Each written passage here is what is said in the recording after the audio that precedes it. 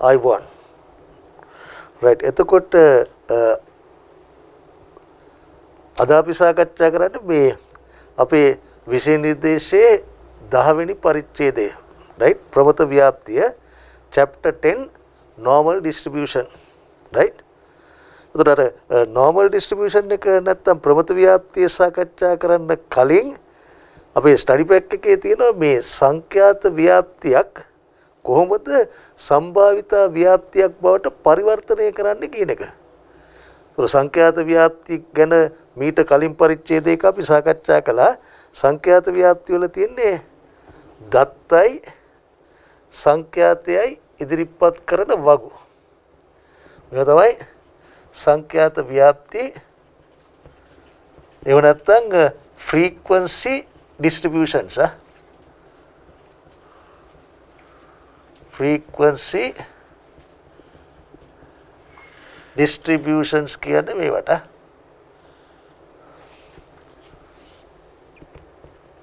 දත්තයයි සංඛ්‍යාතයයි තියෙනවා. ඉතින් මම අරන් තියෙන උදාහරණ මම දත්ත හැටියට පාවිච්චි කරලා තියෙන්නේ 10 20 30 40 50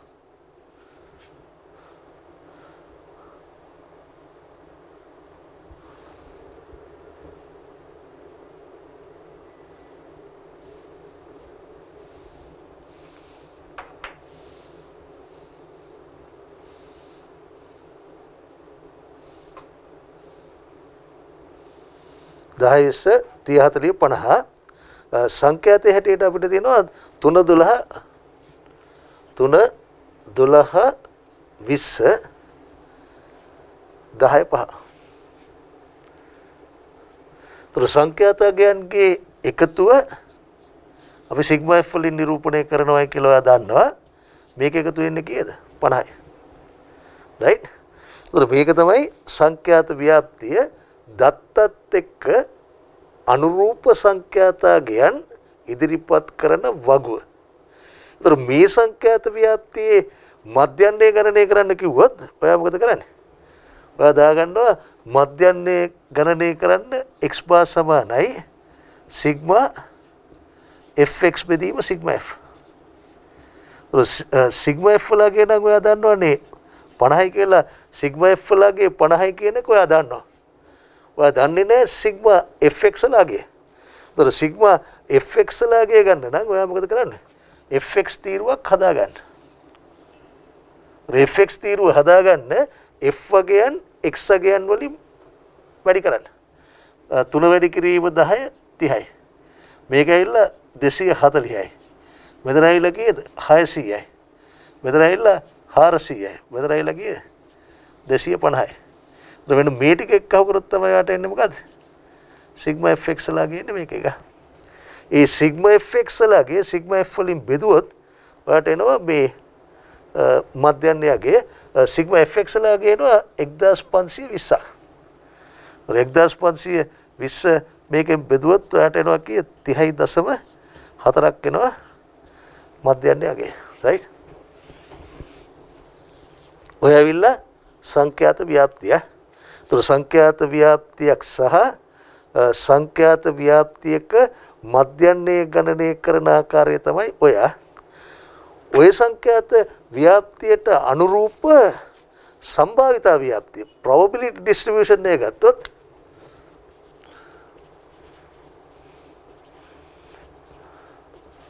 සම්භාවිත ව්‍යාප්තිය අපි කියනවා probability distribution. right? සම්භාවිත ව්‍යාප්තිය ගන්න නම් ඔයා දත්තත් එක්ක සම්භාවිතාවයන් ටික ගණනය කරන්න ඕනේ. ඒතර දැන් දත්ත හැටියට දැනුත් ඔයාට එන්නේ අර 10 20 30 40 50මයි. right? ඒතර සම්භාවිතාවයන් ගත්තොත් එකම නිකම් p කියලා දානවා. එහෙම නැත්නම් p capital X සමානයි simple x කියලා දානවා. capital X වලින් කියන්නේ මේ සසම්භාවී විචල්ලේ random variable එක. ඒ capital X කියන සසම්භාවී විචල්ලේ අගය සිම්පල් එක්ස්ට සමාන වීමේ සම්භාවිතාවය රයිට්. ඒක සම්භාවිත හන්ද PR කියලා දානවා නිකම් P කියලා දානවා. ඉතින් මම මේ සම්භාවිතාවයේ ඉදිරිපත් කරන සංකේත වර්ග තුනක් තමයි දාලා තියෙන්නේ. මම මේක නම් දාලා තියෙන්නේ දෙකයි. ඒක සම්භාවිතාව ගත්තොත් කොහොමද එන්නේ? දැන් සම්භාවිතාව අපි කරලා තියෙන්නේ 10 කියන දත්තේ සංඛ්‍යාතයේ 3යි. සංඛ්‍යාතයන්ගේ එකතුව කීයද? 50යි. එවනම් සම්භාවිතාව කීය? 3 බෙදීම 50යි. 3 බෙදීම 50යි කියලා කියන්නේ 100න් 6යි 0.06යි. ඔයා දන්නවනේ මේ වෙනකොට සම්භාවිතාවය අපිට ඉදිරිපත් කරන්න පුළුවන් ක්‍රම තුනක් තියෙනවා. භාග ගණනක් හැටියට තියන්නත් පුළුවන්. දශම ගණනක් හැටියට තියන්නත් පුළුවන්. එහෙම නැත්නම් අපිට සම්භාවිතාවය ප්‍රකාශ කරන්න පුළුවන් ප්‍රතිශතයක් හැටියටත් 100ට 6 කියලා දාන්න පුළුවන්. මම ප්‍රතිශත ලකුණ දාලා නැහැ. මේ දෙක තමයි දාලා තියෙන්නේ. ඊළඟ එකකින් සම්භාවිතාවය ගත්තොත් කීයද එන්නේ? 12 බෙදීම 50යි. 12 බෙදීම 50යි කියලා කියන්නේ 0.24යි. ඊළඟ 30 කියන එකේ සංඛ්‍යාතයේ 20යිනේ 20 බෙදීම 50යි 0.4යි 140යි. ඊළඟ ගත්තොත් අපිට එන්නේ 10 බෙදීම 50යි. 10 බෙදීම 50යි කියන්නේ 0.1යි. 0.1යි කියලා කියන්නේ 110යි. ඊළඟ 5 බෙදීම 50යි. ඒ කියන්නේ මෙතන ඉන්නේ 0.2යි. මේක 0.1යි. ඒක සම්භාවිත අපි දන්නවා නියැදි අවකාශයේ සම්භාවිතාවය ගත්තොත් ඒ කියන්නේ ඔක්කොම ප්‍රතිඵලවල සම්භාවිතාවයන්ගේ එකතුව ගත්තොත් එකතුව සමාන වෙන්න ඕන කීයද? එකට සමාන වෙන්න ඕන. ඉතින් මේවා ගත්තොත් එකතුව 1යි. මේවා එක්ක කරත් එකතුව සමාන වෙන්න ඕන කීයද? එකට. දැන් උඩට මේ වගේ සම්භාවිතා ව්‍යාප්තියක මධ්‍යන්නේට අපි විශේෂ නමකුත් දෙනවා මේ අපේක්ෂිතාගේ.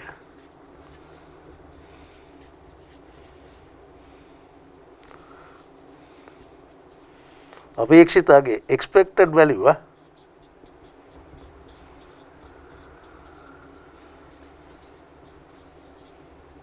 right. අපේක්ෂිතගේ expected value of the random variable x කියන හද්ද අපි සංකේතවත් කරන්නේ ex වලින් මේක ගණනය කරන්න සිග්මා x අඩි කිරීම p ගන්න. p නැත්තම් pr කියලා ගන්න. right. ඒතර මේකේ මධ්‍යන්නේ නැත්තම් අපේක්ෂිතගේ ගණනය කරන්න මේ x ගේනුයි අනුරූප සම්භාවිතාවගේනුයි වැඩි කරලා එන තීරුව එකතුව ගත්තා නම් හරියයි. මේකේ 10 වැඩි කිරීම 0.06 කියලා කිව්වහම 0.6නේ. 20 වැඩි කිරීම 0.24 ගත්තොත් 4.8යිනේ. right. එතකොට ඊළඟ ගත්තොත් 12.0යි. ඊළඟ ගත්තොත් 8.0යි. ඊළඟ ගත්තොත් 5.0යි. දැන් ඔයාගේ කැල්කියුලේටරෙන් මේ ටික ඔක්කොම එක්කව කරන්නකෝ. මේ ටික ඔක්කොම එක්කව කරාමත් ඔයාට එන්නේ කීයද? 30.4ක් එන්නේ මේකගේ. ඉතින් ඒකනුත් ඒ උදාහරණෙනුත් ඔයාට සනාත වෙනවා. මම සාධනය කිරීමක් නෙවෙයි ඔයාට නිකන් ජස්ටිෆයි කරනවා right. මධ්‍යන්නේ මම හිතන අපේක්ෂිතගේ කියලා සඳහන් කරලා නැහැ. සිග්මා xp කියලා දාලා තියෙන්නේ right.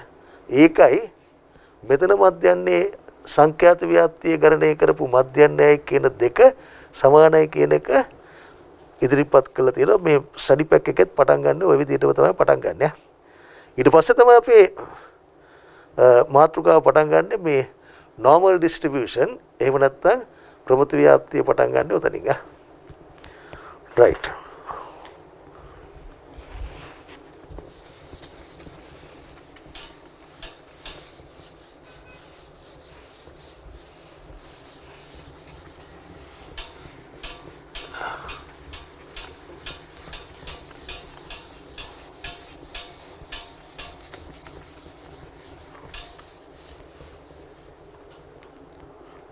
right. දැන් බලන්න මේ ප්‍රමුඛ ව්‍යාප්තිය ගත්තොත් ප්‍රමුඛ ව්‍යාප්තිය පිළිබඳව ඉතින් පොඩි හැඳින්වීමක් තියෙන ඉස්සෙල්ලම මේක ඇවිල්ලා මේ සන්තතික සම්භාවිතා ව්‍යාප්තියක්. this is a continuous probability distribution. විවික්ත සම්භාවිතා ව්‍යාප්තිවල ගැටලුද මෙමගින් විසඳන අතර සංඛ්‍යානයේදී සාකච්ඡා කරන වැදගත්ම සම්භාවිතා ව්‍යාප්තිය. This is the most important probability distribution in statistics. සංඛ්‍යානයේදී කතා කරන වැදගත්ම සම්භාවිතා ව්‍යාප්තිය මේකයි. ඒ මොකද අන්තිමේදී අපි by using a theorem called central limit theorem we approximate all the probability distributions by this normal distribution. අපි අවසානයේදී මධ්‍ය සීමා ප්‍රමේය කියලා ප්‍රමේයක් කතා කරන අපේ සිලබස් එකේ තියෙනවා. ඒ ප්‍රමේයෙන් කරන්නේ මේ හැම සම්භාවිතා ව්‍යාප්තියකම ගණන් අවසානයේදී අපි හදන්නේ ප්‍රමත ව්‍යාප්තියෙන් යම් යම් කොන්දේසි ටිකක් තෘප්ත කරනවා නම් සැටිස්ෆයි කරනවා නම් ඉතින් ප්‍රමත ව්‍යාප්තියක් අනුගමනය කරන මේ ඉදිරියදා ජීවිතයේදී වගේම අපිට හමු වෙන මේ සසම්භාවී විචල්යන් කීපයක් තමයි මම ඊළඟට දීලා තියෙන්නේ. එකක් තමයි සම වයසේ ශිෂ්‍ය සමූහයක උස. ඔයා හිතන්නකෝ ඔයාගේ පන්තිය කියලා. පන්තිද ඔයාගේ පන්තියයි එකේ පන්තිය ළමයිනුයි ගන්න එපා. ඒක හන්ද තමයි මම දාලා තියන්නේ සම වයසේ කියලා. එකම වයසේ ළමයින්ගේ උස ගත්තොත් පන්තියේ මේ වැඩි දෙනෙක්ට තියෙන්නේ මොකද? සාමාන්‍ය උසක් තියෙන්නේ.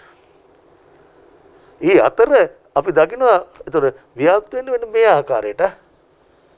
මේ ආකාරයට අපි කියනවා මේ ගන්ටාරයක ආකාරයට ව්‍යාප්ත වෙන්නේ. ඒතර මේ බෙල් ෂේප් කියලා කියන්නේ ඒ නිසා රයිට්. ඒතර මෙන්න මේකට කියනවා ප්‍රමත වක්‍රය කියලා. normal curve එක. රයිට්. ඒතර මේකෙන් කියන්නේ මොකද? වැඩි දෙනෙක් ඉන්නේ මේ මැද හරිය. density එක වැඩි, ඝනත්වය වැඩි. හැබැයි අඩු ඒවත් තියෙනවා, වැඩි ඒවත් තියෙනවා. රයිට්. ඒතර අපේ පන්තියේ අපි හිටපු පන්තියේ ළමයින්ගේ උස ගත්තොත් අපි දකිනවා මේ මධ්‍යස්ථ උස ප්‍රමාණයක් තියෙන අය තමයි වැඩිපුර ඉන්නේ. හැබැයි ඊ අතර එක්කෙනෙක් දෙන්නෙක් ඉන්න පුළුවන් උසින් අඩු අය. කැපී පෙනෙන ඒ කියන්නේ කොට අය කීප දෙනෙක් දකින්නත් පුළුවන්. කැපී පෙනෙන උසක් තියෙන අයත් කීප දෙනෙක් අපි දකින්න පුළුවන්. හැබැයි උසින් වැඩි අය ඉන්නේ අඩු ප්‍රමාණයක්. උසින් අඩු කොට අය ඉන්නේ අඩු ප්‍රමාණයක්. වැඩි දෙනෙක් ඉන්නේ මොකද්ද? මධ්‍යස්ථ උස ප්‍රමාණයක් තියෙන අය තමයි ඉන්නේ. ඔය වගේම තමයි බර ගත්තොත් දැන් ළමයිව වෙන්න ඕනේ නැහැ. පිටි පැකට් වල බර කියලා හිතන්නකෝ. ග්‍රෑම් 400 කිරි පිටි පැකට්. මේවා බර අරගෙන කිරුවොත් ගොඩාක් කිරි පිටි පැකට් තියේ මේ ග්‍රෑම් 400 වටා. ග්‍රෑම් 399යි, ග්‍රෑම් 398යි, 401යි, 402යි, 403යි. ඔය අතර මේ පැකට් කීපයක් හම්බ වෙන්න පුළුවන් මොකක්ද පොඩ්ඩක් බරින් වැඩි. අපි તો ග්‍රෑම් 415ක්, ග්‍රෑම් 385ක් එහෙම ඒවා තියෙන්නත් පුළුවන්. හැබැයි නිෂ්පාදනාගාරයක නිෂ්පාදනයේ සංඛ්‍යානමය තත්ත්ව පාලනයක් සිදු කරන හන්දා ගොඩාක්ම බරින් අඩු පැකට් මාකට් එකට එන්නෙත් නැහැ. ගොඩාක්ම බරින් වැඩි පැකට් මාකට් එකට එන්නෙත් නැහැ. ඒ ඉතින් ගැන මේ විමර්ශනය කරමින් බලාගෙන ඉන්න හන්දා. රයිට්. ඊට පස්සේ විදුලි බල්බ වල ආයු කාලය ගන්න බලන්න. අපි ගන්නවා කඩේකට ගිහිල්ලා බල්බ් එකක් මිලදී ගන්නවා CFL බල්බ් එකක් ගන්නවා. ගත්තාම අපිට දෙනවා අවුරුද්දක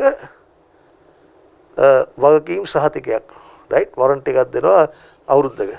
ඒතර අවුරුද්දක් ගත්තයි කියලා මේ හරියටම අවුරුද්දක් ගිය ගමන් බල්බ් එක ගහලා යනවද? නෑ ගොඩාක් බල්බ් අවුරුද්දකට ආසන්න කාලයකදී වෙනකම් පාවිච්චි කරන්න පුළුවන්.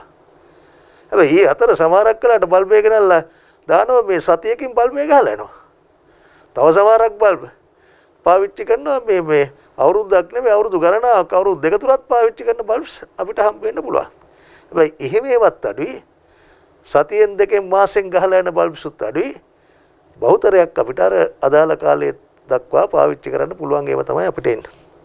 ඒතර ටයර් එකක් භාවිතා කළ හැකි දුර ටයර් එකක් ගන්නවා දෙනවා කිලෝමීටර් 30000ක දෙනවා වගකීම් සහතිකයක්. ඒතර බොහෝමයක් ටයර් අපිට පාවිච්චි කරන්න පුළුවන් කිලෝමීටර් 30000කට ආසන්න කාලයක්. ඒ අතරතුරේ ඉතින් ටයර් කීපයක් කිලෝමීටර් 10000න් 15000න් 20000න් පාවිච්චි කරන්න බැරි තත්ත්වයටපත් වෙන්නත් පුළුවන්. තව සමහරක් ටයර් කිලෝමීටර් 32000 35000 පාවිච්චි කරන්න පුළුවන් ටයර් එන්නත් පුළුවන්. ඉතින් මේ තව ජනප්‍රියම ප්‍රවෘත්ති ව්‍යාප්තිය ගැන කිව්වහම නොකියුම් බැරි දෙයක් තමයි විභාගයක ළමයි ලබා ගන්න ලකුණු. රයිට්? දැන් මීට කාලයකට උඩ මේ දැන් ළමයින්ට දෙනවනේ මේ ළමයි ගන්න ලකුණු ප්‍රමාණය. ඔයා බලන්න මේ විභාගවල රයිට්? මට කාලයක් තිස්සේ උගන්නලා අත්දැකීම් තියෙන හන්දා මේ විශේෂයෙන් මේ 2015 නව විෂය නිර්දේශයටත් කලින් මේකට මැනේජ්මන්ට් ඇකවුන්ටින් උත් සම්බන්ධ කරලා ඊට කලින් මැත්ස් වගේ තියෙනකොට මේ ළමයි සමහරක් වෙලාවට ෆේල් වෙනවා. ඒ ෆේල් වෙන ළමයින්ගේ ලකුණු ප්‍රමාණය ගත්තොත් ලකුණු 50න් පාස් කරන්නේ. ලකුණු 49යි. ලකුණු 48යි. ලකුණු 47යි. ලකුණු 42යි. අර ළමයින්ට මේ ෆේල් වෙනකොට මේ බොහොම අඩු ලකුණු ප්‍රමාණයකින් ෆේල් වෙන්නේ. රයිට්? ඉතින් මම දන්නේ මේ ගොඩාක්ම අඩු ලකුණු ගන්න ළමයි අපිට ඇවිල්ලා කියන්නේ නැද්ද මන් දන්නේ නැහැ. මට මගේ ඉතිහාසයේ මට හම්බ වෙලා තියෙන මේ එක ශිෂ්‍යාවක් ප්‍රකාශ කළා ලකුණු 17යි කියලා. ඒ හැරුණුකොට මේ අනිත් අය ඔක්කොම කියන්නේ මේ 50ට ආසන්න ගණන් තමයි කියන්නේ.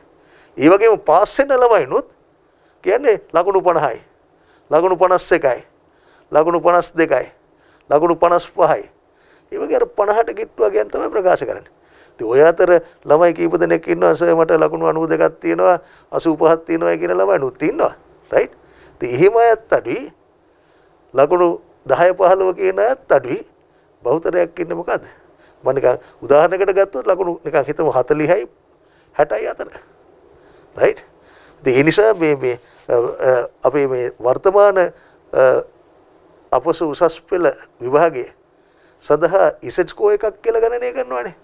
ඒ ඉසෙට් ස්කෝර් එක ගණනය කරන්නේත් ප්‍රවෘත්ති ව්‍යාප්තිය ආධාර කරගෙන අපි කතා කරනවා. රයිට්?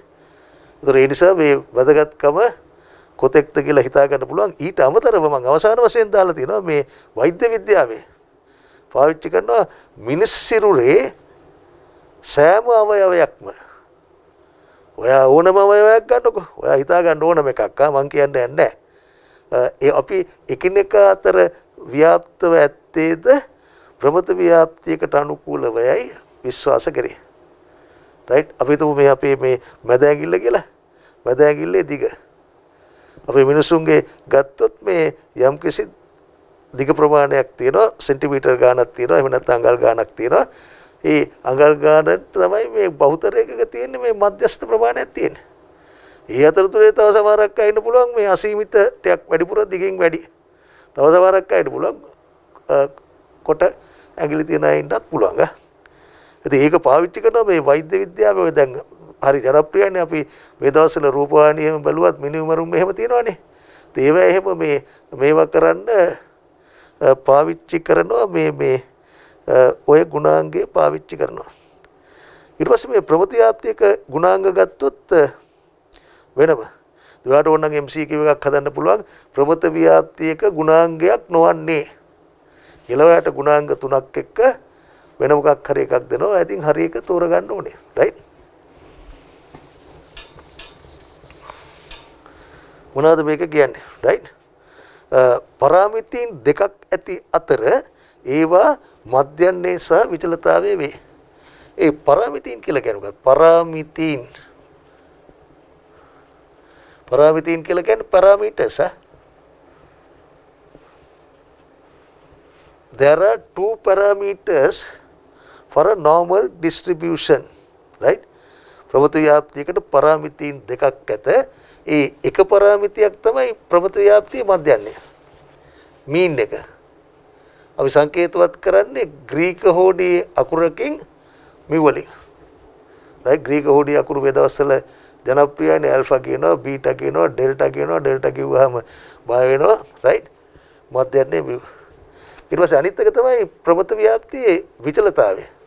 variance එක. විචලතාවයේ සිග්මා ස්ක්වයර්ඩ්. ඒතර මීන් එකයි variance එකයි තමයි ප්‍රවෘත්ති ව්‍යාප්තියක පරාමිතීන් හැටියට පාවිච්චි කරන්නේ. right? එතකොට මේ කිසියම් සසම්භාවී විචලනයක් x කියලා. x කියලා සසම්භාවී විචලනයක් x is a random variable. It can be either discrete or continuous. If it follows a normal distribution, we write like this. ප්‍රමත ව්‍යාප්තියක් අනුගමනය කරනවයි කියලා පෙන්වන්න නම් අපි පාවිච්චි කරන සංකේතය තමයි මේක.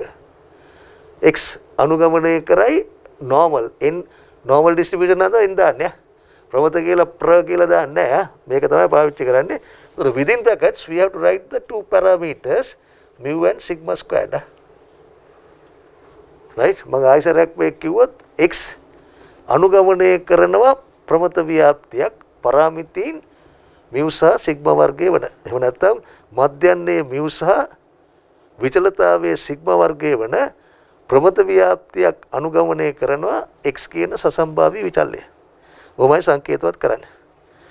උතර ප්‍රමත ව්‍යාප්තියකට අදාළ වක්‍රය ගත්තොත් වක්‍රය ඒකට කියන්නේ ප්‍රමත වක්‍රය. ප්‍රමත වක්‍රය මේ ගන්ටාරයක හැඩය ගන්නේ. මම දන්නේ මෙන්න මේ හැඩය ගන්න.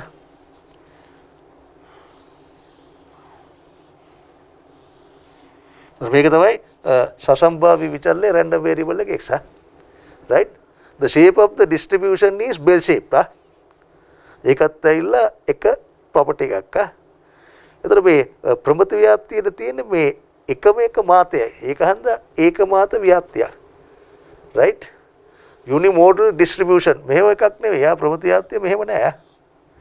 right? මෙහෙම આવොත් මාතයන් දෙකක් පවතිනවනේ. එහෙම එකක් නෙවෙයි. එක මාතයක් විතරයි තියෙන්නේ. වක්‍රයේ උපරිම ලක්ෂයට අනුරූපව මධ්‍යන්නේ ලැබේ. මෙතන maximum point, this is the maximum point. The value corresponding to this maximum point, x value is the mean of the distribution. ඒක සමාන වෙනවා ප්‍රමත ව්‍යාප්තිය මධ්‍යන්නේට සමාන වෙනවා. ඊට පස්සේ කියනවා ව්‍යාප්තිය මාතයත් මධ්‍යස්ථයත් මධ්‍යන්නයත් සමාන වේ. ප්‍රමත ව්‍යාප්තියක් නම් මේක ඇවිල්ලා සිමෙට්‍රික් ඩිස්ට්‍රිබියුෂන් එකක්.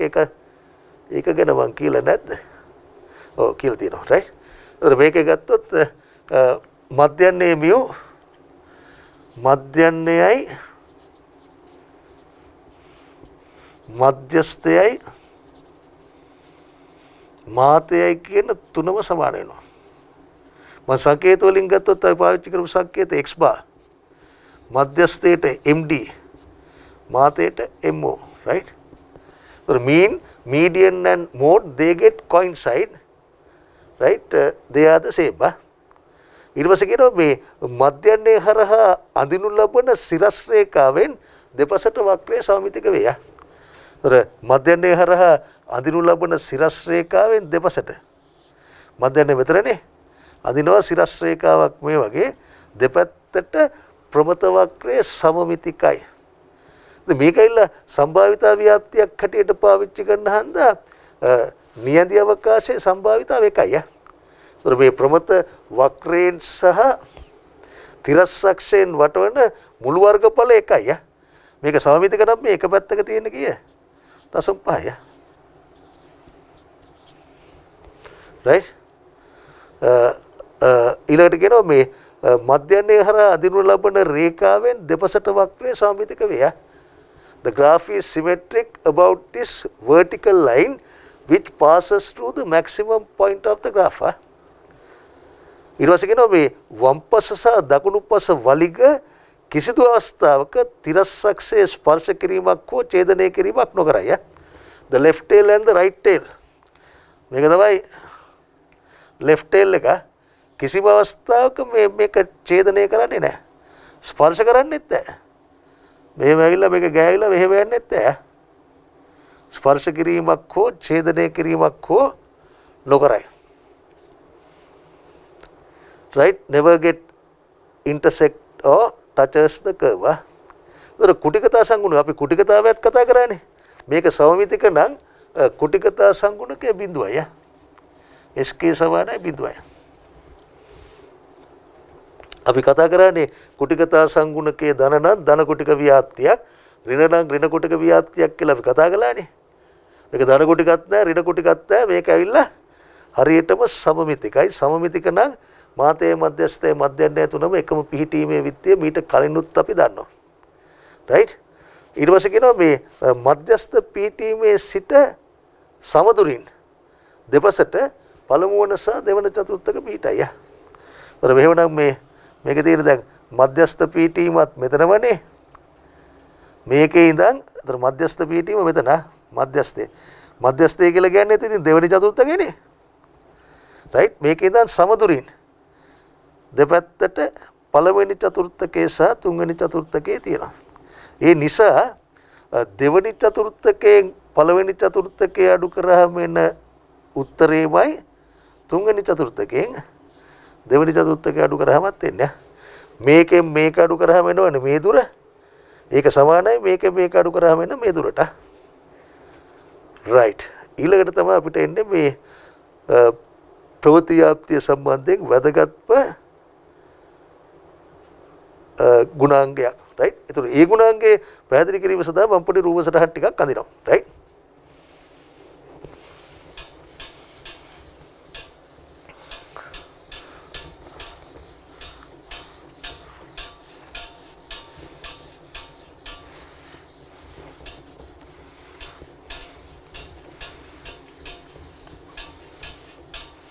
රයිට් බලන්න මෙන්න මෙහෙම රයිට් මම එතකොට මේ ගුණාංගයේ පැහැදිලි කිරීම සඳහා මම ඉස්සෙල්ලා උදාහරණයක් ගන්නම්කෝ වෙන x කියන සසම්භාවී විචල්‍ය අනුගමනය කරනවා normal distribution එකක් මධ්‍යන්නේ අපි හිතමු 50යි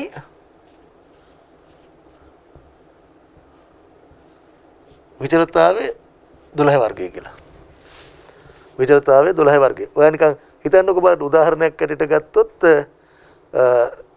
අපොස උසස් පෙළ ගණකාධිකරණයේ සම්බන්ධයෙන් ළමයින්ගේ ලකුණු තමයි සසම්භාවී විචල්‍ය x. ඒතර 50 කියලා කියන්නේ මධ්‍යන්නේනේ.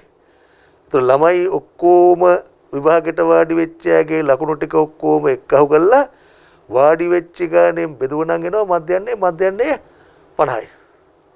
ඊට පස්සේ සම්මත අපගමනයේ නැත්තම් විචලතාවයත් ගණනය කරන්න දන්නවනේ. ඔක්කොම කම්පියුටරයෙන් ගණනය කරලා දෙනවා. විචලතාවය ගත්තොත් විචලතාවය 12 වර්ගයට සමානයි කියලා හිතන්න. ඒ කියන්නේ සම්මත අපගමනයේ 12යි. ඒතර එහෙමනම් මෙන්න මේ ප්‍රමත ව්‍යාප්තියේ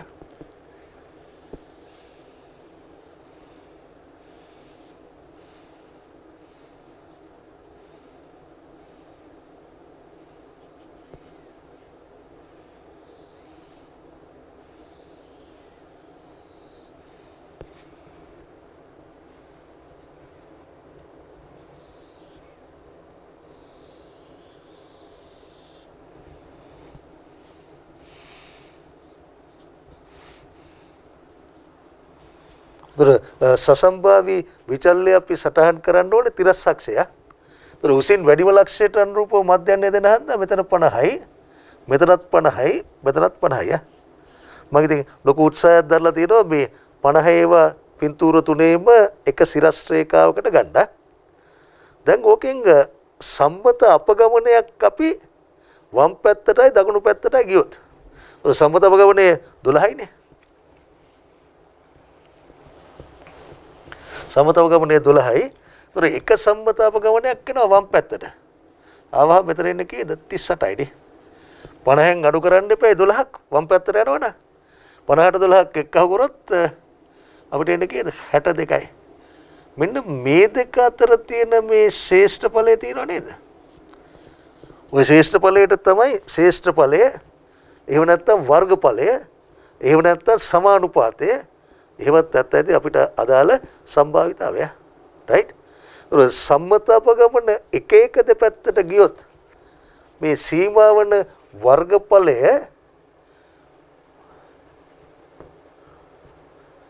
සියයට 68.26. ආසන්න වශයෙන් 68.26. ඒතර එතනදී මේ එක උපකල්පනයක් ගන්නවා මේ ප්‍රමත වක්‍රයෙන් සහ ප්‍රමත වක්‍රය කියලා කියන්නේ මේකනේ. ප්‍රමත වක්‍රයෙන් සහ තිරස්සක්ෂයෙන් සීමාවන මුළු වර්ගඵලය 100%ක් නම් ඒක ඇවිල්ලා අපිට එන්නේ මේ ගාන. ඒතර දශම ගානක් හැටින් නම් ඔක බෙදුවොත් 0.68226. දශම 6.226ක් ආසන්න වශයෙන් අපිට ලැබෙන්නේ සම්මත අපගමන මධ්‍යන්න පිහිටීමේ ඉඳන් සම්මත අපගමන එක එක දෙපැත්තට ගියොත් තමයි අපිට ඔය ගාන එන්නේ. ඒක සම්මත අපගමන දෙක දෙපැත්තට ගියොත් ඒක මේකේ සම්මත අපගමනේ 12යි යා. සම්මත අපගමනේ වගේ දෙගුණයක් කියලා කියන්නේ 12 සරත් දෙක 24යි නේ. 24ක් කියන්නේ මෙහා පැත්තට. එතකොට ඒක කීයද? 26යි යා. මේ පිහිටීමට වඩා පොඩ්ඩක් පස්සට වමට යන්න ඕනේ. 26යි. ඊට පස්සේ 24ක් මේ පැත්තට આવත් අපිට ඒක කීයද? 74යි යා.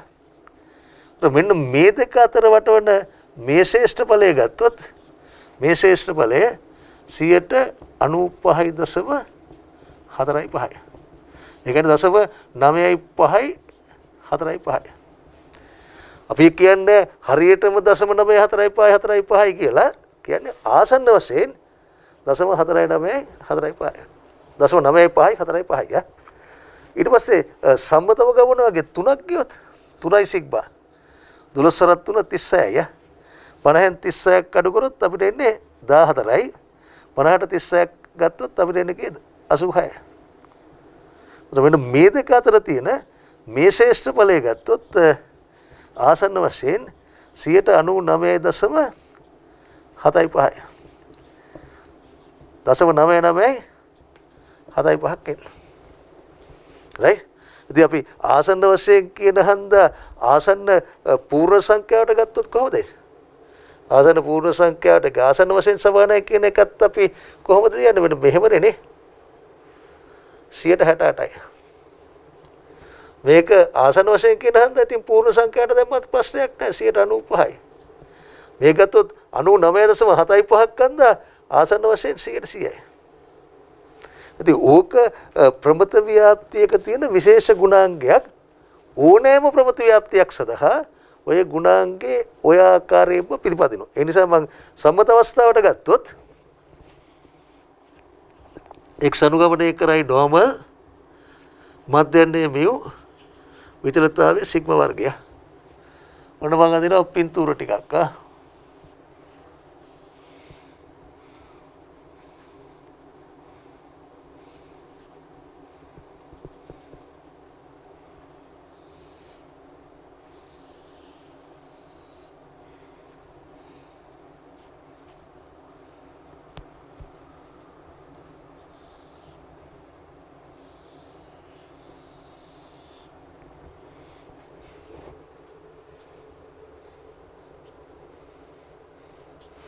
මේ හැම පින්තූරකම උසින් වැඩිම ලක්ෂයට අනුරූපව ලැබෙන්න ඕනේ මොකද්ද? මධ්‍යන්නේ මිව් වෙන්න ඕනේ. ඒතර මිව් වලින් එක සම්බත අපගමනයක් මෙහාට එනවයි කියලා කියන්නේ මොකද්ද? මිව් ඍණ සිග්මා එහාට එනවයි කියලා කියන්නේ මිව් ධන සිග්මා. ඒතර මෙන්න මේ දෙක අතර තියෙන මේ ශ්‍රේෂ්ඨ ඵලය ගත්තොත් ආසන්න වශයෙන් 168යි. ඒක නැත්නම් 168.2යි. නැත්තම් 0.68යි 2.6යි. ඒතර සම්මතව ගමන දෙක දෙපැත්තට આવොත් මෙතන තියෙන්නේ මොකද්ද? mu ඍණ 2යි සිග්මා. මෙතන තියෙන්නේ mu ධන 2යි සිග්මා. මෙන්න මේ දෙක අතර තියෙන මේ ශ්‍රේෂ්ඨ ඵලය ගත්තත් ආසන්න වශයෙන් කීයද? 95යි. ඒතර සම්මතව ගමන තුන දෙපැත්තට આવොත් මෙතන mu ඍණ 3යි සිග්මා. මෙතන mu ධන 3යි සිග්මා. මේ දෙක අතර තියෙන මේ ශ්‍රේෂ්ඨ ඵලය ගත්තත් ආසන්න වශයෙන් 100ක් වගේ ආවරණය වෙනවා. තියෙන්නේ. ඕක ප්‍රමත ව්‍යාප්තියේ මධ්‍යන්නේ විචලතාවයේ වෙනස් කරා කියලා වෙනසක් වෙන්නේ නැහැ. ඒ මධ්‍යන්නේ සම්මත අපගමන එක දෙපැත්තට ගියොත් ආසන්න වශයෙන් 168යි. සම්මත අපගමන දෙක දෙපැත්තට ගියොත් ආසන්න වශයෙන් 95යි. සම්මත අපගමන තුන දෙපැත්තට ගියොත් ආසන්න වශයෙන් 100යි.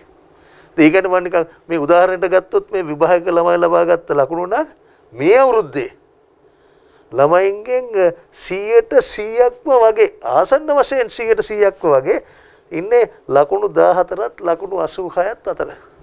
ඒකෙන් අදහස් කරන්නේ ලකුණු 86ට වැඩි ළමයි නැහැ කියලා. රයිට්? ලකුණු 86ට වැඩියෙන් ගත්ත ළමයි නුත් ඉන්න පුළුවන්. මේක හැටියට මේ වක්‍රය යනවා මේ අනන්තය දක්වා යනවා. අර පැත්තෙන් යනවා ඍණ අනන්තය දක්වා. මේ පැත්තෙන් ධන අනන්තය දක්වා. ඒක හන්ද මේ පොඩි සම්භාවිතා තියෙන ති ඔයා හිතා ගන්නකො මේ දෙකෙන් පස්සේ මේ ගාන නම් තියෙනකේ 0.0.2.5ක සම්භාවිතාවක් තියෙන්නේ එක්ක මේ පැත්තේ එක්ක මේ පැත්තේ එන්න. ඊටවත්ම පොඩි සම්භාවිතාවක් තියෙන. ඒ කියන්නේ නිකන් ළමයි 10000ක් ගත්තොත් 10000න් 25කට එන්න පුළුවන් ඒ වගේ. පොඩි සම්භාවිතාවක් තියෙන. රයිට්?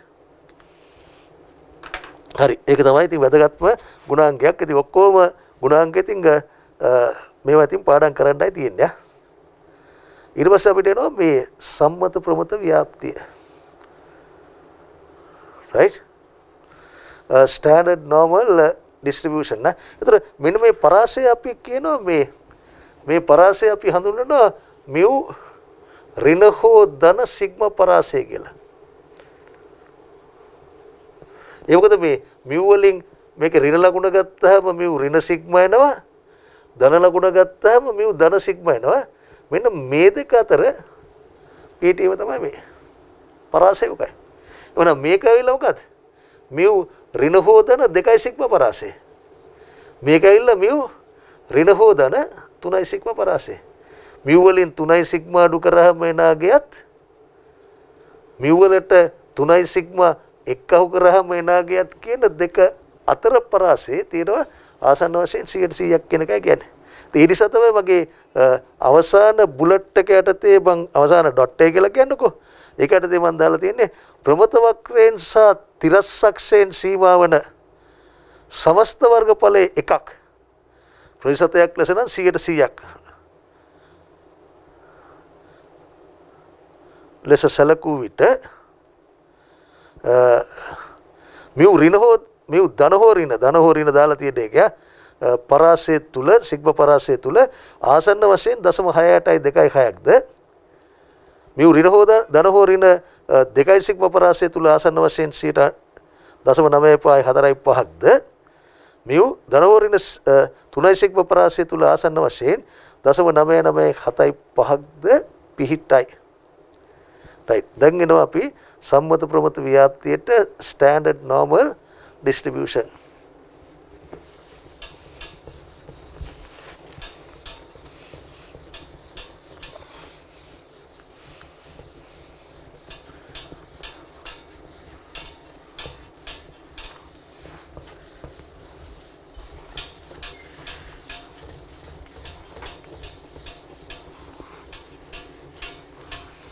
දැන් මේ ගත්තොත් අපි මේ විභාගයක ළමයි ලබා ගත්ත ලකුණු වල උදාහරණයක් අපි ගමුකෝ බලන්න. මධ්‍යන්නේ 50යි විචලතාවය 12 වර්ගය. එතකොට මේකේ මම ඔයාලට ප්‍රකාශ කළොත් ලකුණු 50ත් 60ත් අතර ලකුණු ගත්ත ළමයින්ගේ සම්භාවිතාවය ගණනය කරන්න කියලා අපිට සම්භාවිතාව ගණනය කරන්න බෑ. ඒ මොකද මේ ශේෂ්ඨ සම්භාවිතාවයේ සමාන කරන්නේ මේ ශේෂ්ඨ ඵලයට. සම්භාවිතාවේ නැත්තම් වර්ගඵලයේ නැත්තම් සමානුපාතයේ මේ ශේෂ්ඨ ඵලයට සමාන කරයි. ඉතින් ওই ශේෂ්ඨ ඵලය කරන්න නම් ඔය අනුකලන ඉගෙන ගන්න ඕනේ. ඒකත් ඉතා සංකීර්ණ අනුකලනයක් තියෙන. ප්‍රමත ව්‍යාප්තියක සම්භාවිතා ශ්‍රිතය ගත්තොත් ඒක සංකීර්ණ ශ්‍රිතයක්. ඒතර ඒක අනුකලනය කරන්න අමාරුයි. ඒ නිසා මීට අවුරුදු ගණනාවකට කලින් මම දන්න තරමින් අවුරුදු 80ක් 90ක් විතර කාලයකට කලින් මේ ශේෂ්ඨඵල හොයලා සකස් කරපු වගුවක් තියෙනවා. ඒ වගුව තියෙනවා මේ අපේ ස්ටඩි පැක් එකේ පිටු අංක 218. රයිට්. එතනට එන්න කලින් හදලා තියෙනවා මේ ශේෂ්ඨඵල මේක හොයන්න කොහොමවත් බෑ. රයිට්. මේක හොයන්න කොහොමවත් බෑ. අපි කරන්නේ මොකද්ද? විශේෂ ප්‍රමත ව්‍යාප්තියක් පිළිබඳව අපි සාකච්ඡා කරනවා. ඒ ප්‍රමත ව්‍යාප්තියට තමයි අපි කියන්නේ මොකද්ද? සම්මත ප්‍රමත ව්‍යාප්තිය.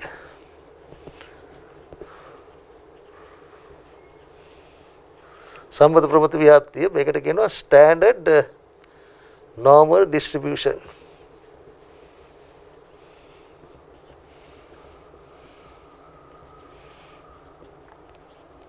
මේ වගේ දැන් එක දැන් මේ ප්‍රමත ව්‍යාප්ති වල වක්‍රවල හැඩය වෙනස් වෙනවා මේ මධ්‍යන්නයයි විචලතාවය මත.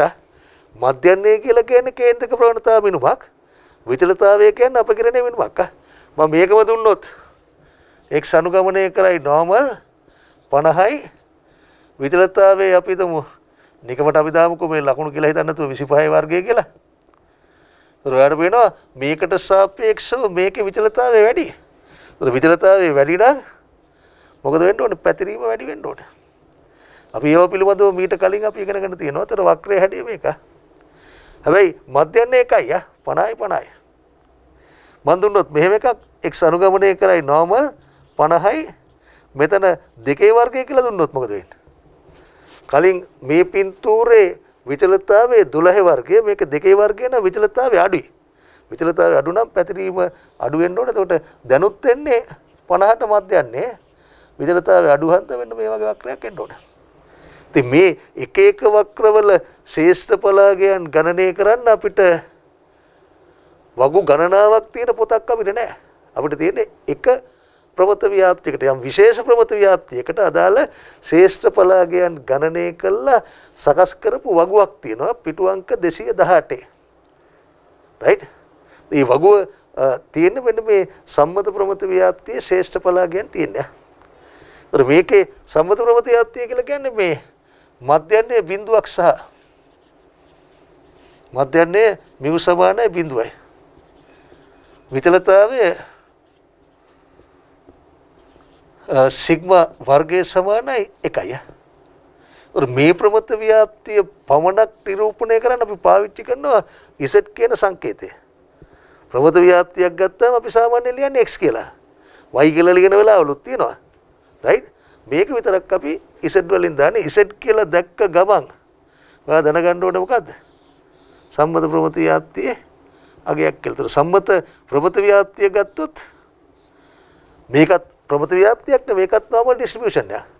normal distribution එකක් නම් අර කලින් සඳහන් කරපු ගුණාංග ඔක්කොම පිළිපදින්න ඕනේ. ඒ normal distribution එකේ මධ්‍යන්නේ බිඳුවයි විචලතාවය 1යි. විචලතාවය 1යි කියලා මෙහෙම ලියන්නත් පුළුවන්. මෙහෙම ලිව්වත් ප්‍රශ්නයක් නැහැ. විචලතාවයේ 1 නම් සම්මත අපගමනයත් 1යි. අදින් මෙහෙම ලියන්නත් පුළුවන්. මේක නැතුව ලියන්නත් පුළුවන්. මේක පින්තූරයක් ගත්තොත් මේක මෙන්න මෙහෙම තියෙන්නේ. මේක තියෙන Z අගයන්. උසින් වැඩිම ලක්ෂයට අනුරූපව මෙතන තියෙන්නේ කීයද? බිඳුවයි. ඉතින් මේකත් ප්‍රමත ව්‍යාප්තියක් හන්ද අර කියපු ගුණාංග ඔක්කොම පිළිපදින්න ඕනේ. මේ මධ්‍යන්නේ බිඳුවයි. මධ්‍යන්නේ බිඳුව නම් මධ්‍යස්ථයත් බිඳුවයි මාතයත් බිඳුවයි. වම්පස සහ දකුණු පස වලික කිසිම අවස්ථාවක තිරස්සක්ෂය ස්පර්ශ කරන්නේත් නැහැ, ඡේදනය කරන්නේත් නැහැ. මේ බිඳුව හරහා දින මෙන්න මේ සිරස් රේඛාවෙන් දෙපැත්තට වක්‍රය සමමිතිකයි. right? කුටිකතා සංගුණකයේ බිඳුවයි. ඊට පස්සේ අර අපි කියනවානේ මියු ඍණ හෝදන සිග්මා කියලා. ඒතර සම්මත අපගමනයත් එකයිනේ. එවනම් මේකේ ඍණ එකත් ධන එකත් අතර ශේෂ ඵලය කීයද? ආසන්න වශයෙන් 68.2.6. right? මේකේ 2 සිග්මා වලට එනකොට ඍණ 2යි ධන 2යි අතර. මේ දෙක අතර ශ්‍රේෂ්ඨ ඵලය ආසන්න වශයෙන් 95.45. සම්මතව ගමන 3 දෙපැත්තට ගියොත් ඍණ 3යි ධන 3යි අතර මේ ශ්‍රේෂ්ඨ ඵලය ආසන්න වශයෙන් 100යි. right? දුකට කියනවා මධ්‍යන්නේ ශූන්‍යයක් සහ විචලතාවයේ එකක් වන ප්‍රමත ව්‍යාප්තිය සම්මත ප්‍රමත ව්‍යාප්තියයි. මෙම ප්‍රමත ව්‍යාප්තිය පමණක් z මගින් සංකේතවත් කරයි. z අනුගමනය කරයි normal වරහන් තුල බිඳුවයි 1යි. සම්මත ප්‍රමත ව්‍යාප්තිය ඊට සඳහන් කළ ගුණාංග සියල්ල පිළිපදී. ඒතර මේ සම්මත ප්‍රමත ව්‍යාප්තිය මේ ශ්‍රේෂ්ඨ ඵලයන් ඇතුළත් වගුව තියෙනවානේ. මම අර පිටු අංක 218 ස්ටඩි පැක් එකේ තියෙනවයි කියලා කියන්නේ. ඒ වගුව ගත්තොත් ඒ වගුව පරිහරණය කරන හැටි ඔයා හොඳට දැනගන්න ඕනේ. මේ වගුව පරිහරණය කිරීම හරියටම ලඝු ගණක වගුව පරිහරණය කළා වගේමයි. ඔය ඔලවල ලඝු ගණක වගුව පරිහරණය කරන්නේ ඒ වගේම තමයි මේකත් පරිහරණය කරන්නේ. તો ලඝු ගණක වගුව ඔයා දෙවිදියකට පරිවර්තනය කරා. එකක් සංඛ්‍යාව දුන්නාම ලඝු ගණකේ හෙව්වා. තව සමහරක් වෙලාවට ලඝු ගණකයේ දුන්නාම සංඛ්‍යාව හෙව්වා. ඒකට අපි කිව්වේ ප්‍රතිලඝු බලනවායි කියලා ප්‍රකාශ කරේ. ඒ වගේම තමයි මේකත්. ඉතින් මම මේකේ දාලා තියෙනවා මෙම වගුව දෙආකාරයකට පරිහරණය කිරීමට ඔබ උගත යුතුය. අයන කියනවා දෙන ලද ඉසෙට් අගය ඉරක් ඇදලා මන් දාලා තියෙනවා ඉසෙට් අගයන් එකක් නෙවෙයි දෙකක් දෙන්නත් පුළුවන් සඳහා සම්භාවිතාවයන් ගණනය කිරීම. ඉසෙට් අගයක් දුන්නාම සම්භාවිතාවය කොහොමද ගණනය කරන්නේ? හරියටම ලව ගණක වගේ සංඛ්‍යාව දුන්නාම ලව ගණකේ හෙව්වා වගේ. ඊට පස්සේ ආයන් ඉදලා තිනවා දෙන ලද සම්භාවිතාවයකට අනුරූප ඉසෙට් අගය ගණනය කිරීම. සම්භාවිතාවය දෙනවා ඔයා ගණනය කරන්න ඕනේ මොකද්ද? ඉසෙට් අගය මොකද්ද කියලා හොයන්න ඕනේ. ඒක හරියට ලව ගණක වගේ ප්‍රතිලව ගණනය කරනවා වගේ. ඒක ඉතින් ඔහොම කියලා හරියන්නේ නැහැ. ප්‍රමත ව්‍යාප්තිය ලේසි. ප්‍රමත ව්‍යාප්තියේ ගණන් හදන්න නම් ඔයාට ඔය වගුව හොඳට පුළුවන්කම තියෙන්න ඕනේ. වගුව බැරි නම් තමයි ගණන් හදාගන්න බැරි. ඒ නිසා මම යම් කිසි කාලයක් මේ පාවිච්චි කරනවා ස්ටඩි පැක් එකේ සෑහෙන ගණන් ප්‍රමාණයක් තියෙනවා මේ වගුව පරිහරණය කරන්න හැටි. ඉතින් ඒ නිසා දැන් ඔයා මෙතන දේශනේ ඉතුරු ටික අහගන්න මේ වගුවත් පොඩ්ඩක් ළඟ තියා ගන්න ඕනේ. පිටු අංක 218 ස්ටඩි පැක් එකේ තියෙන්නේ. ඔයාලට විභාගෙදී දෙනවා වෙනම සූත්‍ර ඇතුළත් පොතක් දෙනවා. ඒ පොතේ තියෙනවා මේ ප්‍රමත ව්‍යාප්තියේ වගුව. ඉතින් වගුව ගැනත් මම පොඩ්ඩක් කතා කරන්නම් අහන් ඉන්නකෝ බලන්න.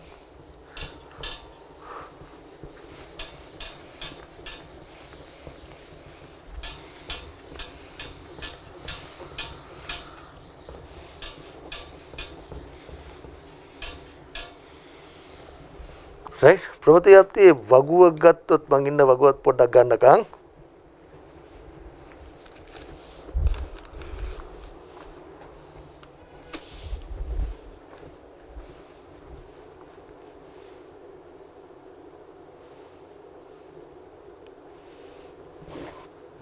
right පිටු අංක 218 තියෙනවනේ වගුව. ඒ වගුව ගත්තොත් වගුව තියෙන්නේ වෙන මෙහෙමයි. එකක් තමයි මේ වගුව උඩ ඇඳලා තියෙන පින්තූරය. right මේ පින්තූරයේ තේරුම් ගන්න ඕනේ ඉස්සලම. මෙතන ඉසෙට් කියලා එහෙම දාලා නැහැ. හැබැයි තියෙන්නේ ඉසෙට් අගයන්. උසින් වැඩිම ලක්ෂයට අනුරූපව බිඳුවයි. මෙතන තියෙන්නේ මේක අපි අයින් කරමුකෝ. ඉසෙට් අගයන්. මෙන්න මේක පාට කරලා තියෙන්නේ. right උතර ඔයා දන්නවා මේ මෙතන දාලා තියෙන්නේ මියු කියලා දාලා තියෙන්නේ. ඉතින් මේ මියු කියලා දාන්න ඕනේ නැහැ. මෙතන බිඳුවයි කියලා දාන්න පුළුවන්. මියු කියන්නේ මධ්‍යන්නේ සම්මත ප්‍රමත ව්‍යාප්තියේ මධ්‍යන්නේ බිඳුව හන්ද මෙතන දාන්න බිඳුව. මෙතන ඉසෙට් කියලා දාලා තියෙන්නේ. උතර ඔයාට හැමතිස්සෙම මේ පින්තූරෙන් ඔයාට කියන්නේ මොකද්ද? මේ වගුව ඔයා පරිහරණය කළා නම් ඔයාට ඉන්නේ හැමතිස්සෙම බිඳුවත් ඉසෙටුත් අතර එක තමයි ඔක තියෙන්නේ. ඔයාට කිව්වොත් මේ ඉසෙට් වලින් දකුණු පැත්තේ ශේෂ්ඨඵලයක් ගණනය කරන්න කියලා ශේෂ්ඨඵලය කියලා කියන්නේ සම්භාවිතාවනේ. ගණනය කරන්න කිව්වොත් ඔයාට ඍජුවම වගුව පාවිච්චි කරන්න බෑ. මේ ශේෂ්ඨඵලය අපිට දෙන්නේ නැහැ. ඒතර ඒ ශේෂ්ඨඵලය එහෙම හොයන්න අපි පාවිච්චි කරනවා මොකද්ද? ප්‍රමත ව්‍යාප්තිය සමමිතිකයි කියන ගුණාංගය අපි පාවිච්චි කරනවා. ඒ නිසා ඊට වැදගත් ප්‍රමත ව්‍යාප්තිය සමමිතිකයි කියන ගුණාංගය. right බලන්නකො මේකේ වගුව ගත්තොත් වගුවේ දීලා තියෙන වෙන මෙහෙමයි. එතන පොඩි මුද්‍රණ දෝෂයක්ද මන් දන්නේ එහාට ගිහලා තියෙනවනේ. ඉසෙට් සමානයි මේව දාලා තියෙනවා x න විභෙදීම සිග්මා කියලා. right ඒක නම් අපිට අවශ්‍ය නැහැ. right මේකේ ඉසෙට් අගයන් ගත්තොත් ඉසෙට් අගයන් දාලා තියෙනවා මේ 0.0 ඉඳන් මෙතන 0.0 ඉඳන් 0.1යි දශමෙන් දශමට තියෙන්නේ. ඊට පස්සේ ටිකක් ගියාම වෙනවා 1.0යි 1.1යි 2.0යි 3.0යි 3.5 වෙනකන් ගිහිල්ලා තියෙනවා. right එතකොට මේ පැත්තේ තියෙන්නේ මේ පූර්ණ කොටසයි පළවෙනි දශම ස්ථානය දෙක තමයි මේකේ තියෙන්නේ. පූර්ණ කොටසයි පළවෙනි දශම ස්ථානය කියන දෙක තමයි තියෙන්නේ. දෙවෙනි දශම ස්ථානයේ තියෙන මේ පැත්තේ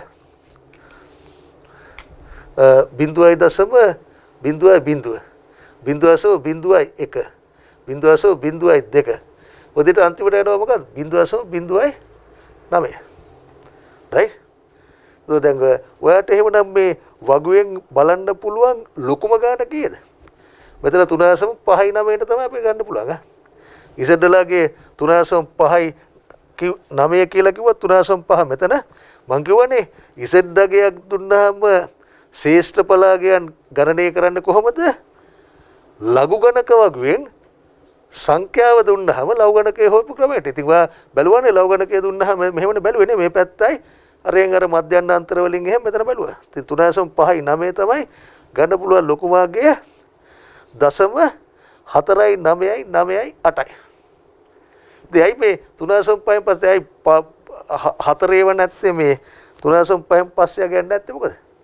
සමස්තයක් වශයෙන් 100%ක්ම වගේ ආවරණය වෙන නිසා 3.5ක් මේ පැත්තට ගිහිල්ලා 3.5ක් අනිත් පැත්තට ගියාම 100%ක්ම වගේ ආවරණය වෙනවා right ඉතින් ඔයාගේ මම නිකන් උදාහරණයක් කරට ගත්තොත් මේකේ 1.0ට අනුරූප ඔයාලට මම කියනවා z ඩගේ 1.0යි කියලා ඔයාලට පුළුවන් ද මේකේ ශ්‍රේෂ්ඨ ඵලය ගණනය කරන්න 1.0 නම් මේ තියෙන්නේ 1.0යි කියන්නේ 1.0යි වුණා මෙන්න මෙතන තියෙනවා අගය මෙතන තියෙන අගය 0.34යි 1.3යි නේද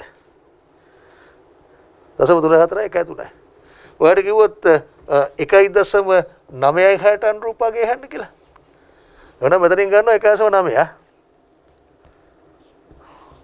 6 දෙවෙනි දශම ස්ථානයේනේ මෙතනින් ගන්න ඕනේ 0.6 එතකොට මෙන්න මේ අගයයි ඡේදනය වෙන තැන තමයි තියෙන්නේ මොකද්ද? හරි අගේ 0.475 බිඳුවද? 1.9යි 6 0.475 බිඳුව right? මෙතන තියෙනවා 0.475 බිඳුව right? ඉතින් මේක පොඩ්ඩක් අවබෝධ කර ගැනීම සඳහා අයි පොඩ්ඩක් ගණන් ටිකක් මම දාලා දිනවා මේ ප්‍රගුණ කිරීම සඳහා පහත අභ්‍යාසය කරන්න කියලා අභ්‍යාසයක් ඔයාලට දීලා තියෙනවා.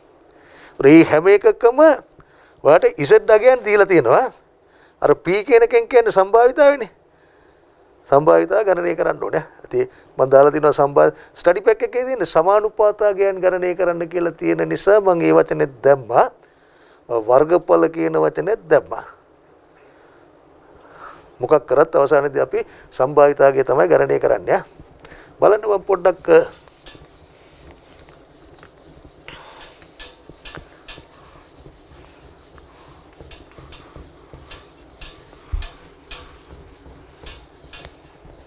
right එතකොට මේ පළවෙනි එක ගත්තොත් ඔයාලට ප්‍රකාශ කරනවා ඔයාලට මේ අසමානතා සංකේත අසමානතාවත් අපි කළා අසමානතාවත් කළා සම්භාවිතාවයේ එහෙමනේ තියෙන්නේ පළවෙනි එක සම්භාවිතාවයේ එහෙම එතනදී කියන්න ඕනේ මේ ප්‍රමත ව්‍යාප්තිය සන්තතික සම්භාවිතා ව්‍යාප්තියක්නේ ප්‍රමත ව්‍යාප්තිය සන්තතික හන්දා මේකේ තියෙනවා මේ අගයන් තියෙනවා අනන්ත ගාණක් තියෙනවා ඉතින් අනන්ත ගාණක් තියෙන හන්දා ප්‍රමත ව්‍යාප්තිය මේ සම්භාවිතාවයම තමයි මෙහෙම ඇව්වත් අහන්නේ වම් පැත්තට මං සමාන ලකුණක් දානවා දකුණු පැත්තට නෑ ඊට පස්සේ වම් පැත්තේ සමාන ලකුණ අයින් කරලා දකුණු පැත්තට දානවා ඊට පස්සේ මං වම් පැත්තටයි දකුණු පැත්තටයි දෙපැත්තටම දානවා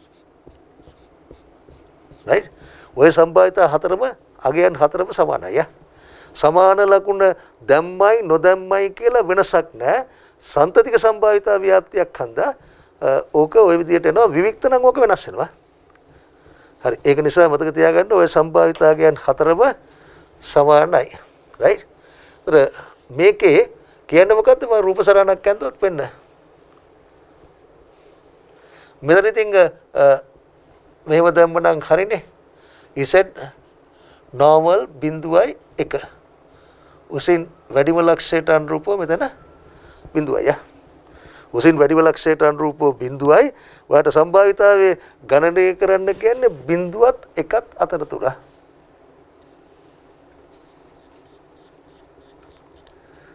ඔයා බලන්න වගු උඩ ඇඳලා තියෙන පින්තූරේ බලන්න වගු උඩ ඇඳලා තියෙන පින්තූරේ පාට කරලා තියෙන මේ ප්‍රදේශේ නේද? ඒවනම් අපිට ගැලීම වගුව පාවිච්චි කරන්න පුළුවන්. එකට අනුරූපව සම්භාවිතා ගණනය කරොත් ආට එනවා කීයද? මේක සමානයි 0.34යි 1.3යි. රයිට්? අර පළවෙනි එක හරිය. ඊට පස්සේ දෙවෙනියට මම ගහනවා මේ ඍණ එක සහ බිංදුව අතර ශ්‍රේෂ්ඨඵලය. දැන් ඊළඟට මම ගහනවා ඔන්න මම දැන් පින්තූර පොඩි කරා. රයිට්? මෙතන තියෙන්නේ බිංදුව. මෙතන තියෙන්නේ ඍණ එක. බිංදුව සහ ඍණ එක අතර තියෙන මෙන්න මේ ශ්‍රේෂ්ඨඵලය. ඒව නැත්තම් මේ සමානුපාතය. ඒව නැත්තම් මේ සම්භාවිතා ගණනය කරන්න කියලා කියන්නේ. ඉතින් ඔයාගේ වගුවට ඇඳලා තියනවද මේ වගේ පින්තූරයක්? බිංදුවේ වම් පැත්තේ කොටසක් පාට කරලා තියනවද? නැහැ. ඒවනම් ඔයාට වගුව පාවිච්චි කරන්න බෑ. හැබැයි ඔයා දන්නවා ප්‍රමත ව්‍යාප්තිය සමමිතිකයි කියලා දන්නවා. ඒ සමමිතික ගුණාංගය පාවිච්චි කරලා මේක එහා පැත්තට මාරු කරන්න. මම ඒකට කතර දාන්නම්කෝ බලන්න. ඒතර බිංදුවත් ඍණ එකත් අතර තියෙන ශ්‍රේෂ්ඨඵලයම තමයි ඔයාට බිංදුවත් ධන එකත් අතර ශ්‍රේෂ්ඨඵලය සමානයි. ඒකද ප්‍රමත ව්‍යාප්තිය සමමිතික හන්ද. එහෙනම් මේකට අදාළ සම්භාවිතාවයත් රයිට්. මම මෙහෙම ලිව්වොත් සම්භාවිතාවය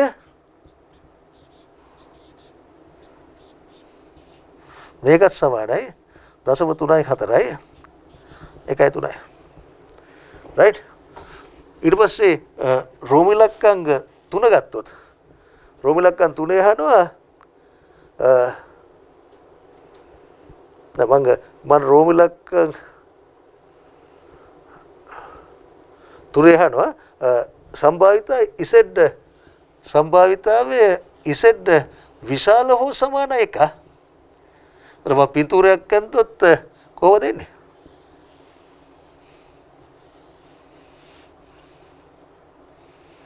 මෙතන තියෙන බිංදුව මෙතන තියෙන එකනේ විශාලව සමාන එක නම් අපි හොයන්න ඕනේ මොකද්ද? මේ දකුණු පැත්තේ තියෙන ශ්‍රේෂ්ඨඵලය අපි හොයන්න ඕනේ. ඔව් දකුණු පැත්තේ තියෙන ශ්‍රේෂ්ඨඵලය කොහොමවත් හොයන්න බෑ. කොහොමද අපි එතකොට අපි කරන්නේ අර සමමිතිකයි කියන ගුණාංගය පාවිච්චි කරන එකයි කරන්නේ. ඔය සමමිතිකයි කියන ගුණාංගය ගත්තාම අපි දන්නවනේ මේ ප්‍රමත වක්‍රයේ සමමිතික හන්දා උසින් වැඩිම ලක්ෂ්‍ය හරහා අඳින රේඛාවෙන් දෙපැත්තට සමාන කොටස් දෙකකට වෙන් වෙනවනේ. ඒක පැත්තක තියෙන මුළු සම්භාවිතාවයේ බිඳුවෙන් මෙහා පැත්තේ තියෙන මුළු සම්භාවිතාව කීයද? 0.5යි. භාගයයි. නියදි අවකාශය කියලා කියන්නේ ප්‍රමත වක්‍රයෙන් සහ තිරස්සක්ෂයෙන් වටවන මුළු ශ්‍රේෂ්ඨඵලය. ඒක එකයි. එක පැත්තක සමානව බෙදුනහම භාගයයි 0.5යි. ඉතින් 0.5න් ඔය මේ කැල්ල ඔයාලට හොයාගන්න පුළුවන් නේ. 0.5 මේ කැල්ල හොයලා අඩු කරන්න. ඉතින් එහෙනම් සම්භාවිතාවයේ ඉසෙඩ් විශාලව සමානයි 1 කියලා ගත්තොත් මේක එන්නේ කොහොමද? 0.5න් අඩු කරන්න බිංදුවත් එකත් අතර තියෙන ශ්‍රේෂ්ඨඵලය 0.34යි 1.3යි අඩු කරොත් යනවා 0.15යි 8යි 7ක්. right? ඔය ඉසෙඩ් වලගේ එකට වඩා වැඩි හෝ සමාන වීමේ සම්භාවිතාවය ගත්තොත් ඔයාට එන්නේ කීයද? 0.15යි 8යි 7යි. ඊළඟට අහනවා ඉසෙඩ් අඩු හෝ සමාන එක. අතර යනවා සම්භාවිතාවයේ ඉසෙඩ් අඩු හෝ සමාන එක. ඔන්න මම රූප සටහනක් ඇද්දොත් වෙන්න මෙහෙම. මෙතන තියෙන්නේ බිඳුව මෙතන තියෙන්නේ 1. අඩු හෝ සමාන එක කියලා කියන්නේ මොකද්ද? මෙන්න මේ පැත්ත හොයන්න ඕන. right? දැන් කොහොමද මේ පැත්ත හොයන්නේ? දැන් කලින් එකේ 0.5න් බිඳුවත් එකත් අතර ශ්‍රේෂ්ඨඵලය අඩු කරා. දැන් ඔයා දන්නවා මේක සමානයි කියලා මොකටද? මේකම සමානයි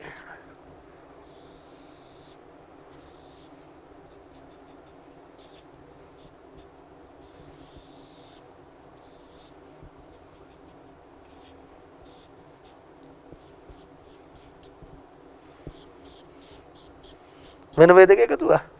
ඉතින් මේකෙන් මෙහා පැත්තේ තියෙන ගාන ගණනය කරන්න දෙයක් නැහැනේ. හරියටම භාගයක්නේ 0.5ක්නේ. මේකයි මේක අතර තියෙන කීය? 0.34යි 1.3යි. ඒ දෙක එක්කව කරාම යට එනවා මේ ශ්‍රේෂ්ඨඵලය නැත්තම් සම්භාවිතාවය නැත්තම් සමානුපාතය අඩු හෝ සමාන 1 කියලා කියන්නේ මොකද්ද? 0.5 ධන 0.3යි 4යි 1යි 3. මේ කියනවා 0.8යි 4යි 1යි 3. right? ඒක සමහරක් වෙලාවට අපිට 0.5න් අඩු කරන්න සිද්ධ වෙනවා. තව සමහරක් වෙලාවල අපිට 0.5ට එක්කව කරන්න සිද්ධ වෙනවා. right? ඊළඟට පස්වෙනි එක ගන්නකො බලන්න.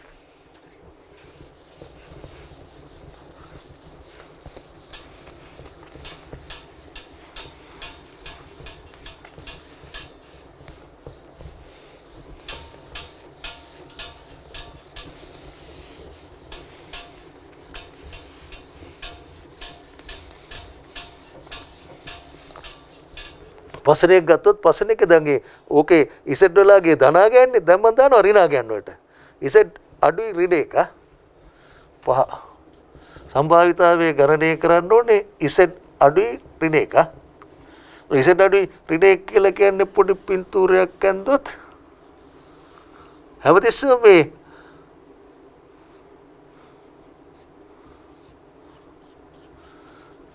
සම්මත ප්‍රමත ව්‍යාප්තියේ රූප සටහන් අඳිනකොට හැමතිස්සෙම මේ උසින් වැඩිම ලක්ෂයට අනුරූපව බිඳුව ලකුණු කරගෙන ඉන්න. ඍණේව නම් වම් පැත්ත වෙන්න ඕනේ, ධනේව නම් දකුණු පැත්ත වෙන්න ඕනේ. તો ඍණේක තියෙන්නේ වම් පැත්තේ, ඊට ඍණේකටත් වඩා අඩුවීමේ සම්භාවිතාව තමයි අපිට ගණනය කරන්න කියන්නේ. ඉතින් කොහෙද වගුව පාවිච්චි කරන්න පුළුවන්? ඉසෙට් වල එක ඍණාගයක්වත් නැහැ. බිඳුව ඉඳන් 3.5ට ඉසෙට් තියෙන්නේ. නමුත් අපි දන්නවා ප්‍රමත ව්‍යාප්තිය සමමිතිකයි. එවනම් ඍණයකට වම් පැත්තේ තියෙන ශ්‍රේෂ්ඨ ඵලයම තියෙන්න ඕනේ, ධනයකට දකුණු පැත්තෙනුත් තියෙන්න ඕනේ ඒ ශ්‍රේෂ්ඨ ඵලය. මම ඔය කළු පාටින් අඳුරු කරලා තියෙන ප්‍රදේශයේ ශ්‍රේෂ්ඨ ඵලයමයි රතු පාටින් අඳුරු කරලා තියෙන ප්‍රදේශයේ ශ්‍රේෂ්ඨ ඵලය හැටියටත් අපිට එන්නේ ඒකමයි. එහෙනම් දැන් ඉතින් කලින් ගන්න වගේ වුණානේ. රයිට්? එහෙනම් ඔයා මේ කැලල හොයාගන්න. මේ කැලල ගත්තොත් 0.3යි 4යි 1යි 3යි. එහෙනම් මේ කැලල 0.5න් 0.3යි 4යි 1යි 3ක් අඩු කරන්න 0.1යි 5යි 8යි 7යි. ඉතින් රතු පාට කැලල 0.1යි 5යි 8යි 7ක් නම් ඍණයකට වම් පැත්තේ තියෙන්නේ ඒ ගානමයි. එහෙනම් මේ ශ්‍රේෂ්ඨ ඵලයේ සමානයි 0.1යි 5යි 8යි 7යි. මේ ඔක්කොම මේ වගේ රූප සටහන් ඇඳ විභාග ගණන් වල ඉතින් පෙන්වන්න කොහොමද ඉතින් අපිට රචනා ස්වරූපය ගණන් නැහැ නේ. පුළුවන් තරම් ඉක්මනට කරගන්නයි තියෙන්නේ. කැල්කියුලේටරෙනුත් ඔය වගේ කරන්න පුළුවන්කමක් තියෙනවා. මම එකත් ඊළඟ දේශනේ කියන්නක. ඊට පස්සේ තියෙනවා ඉසෙඩ් විශාලව සමාන ඍණ එක. අපි ඉස්සෙල්ලා රූප සටහන දෙමුකෝ. ඉතින් විශාලව සමාන ධම්මයි විශාලයි ධම්මයි කියලා වෙනසක් නැහැනේ. ඍණ එකෙන් දකුණු පැත්තේ තියෙන මුළු ශ්‍රේෂ්ඨ ඵලය. ඉතින් අපි රූප සටහනට අඩු කරමුකෝ. ඒක සමානයි මේ පැත්තේ ඔයා දන්නවා 0.5යි කියලා. මොන දැන් අපි මේකේ පොඩ්ඩක් වැඩි කරා. 0.5යි හරියටම භාගයක් හන්දා. ඊට පස්සේ බිඳුවයි ඍණ එක අතර තියෙන ශ්‍රේෂ්ඨ ඵලයනේ. ඍණ පැත්තක් නැහැ. ඕක හරියටම සමානයි බිඳුවයි ධන එකයි අතර තියෙන ශ්‍රේෂ්ඨ ඵලයට. එවනම් ටක් ගාලා එකට අනුරූපව මේ ශ්‍රේෂ්ඨ ඵලය ගන්නවා 0.3යි 4යි 1යි 3යි. මේ දෙක එක්කව කරොත් අපිට එනවා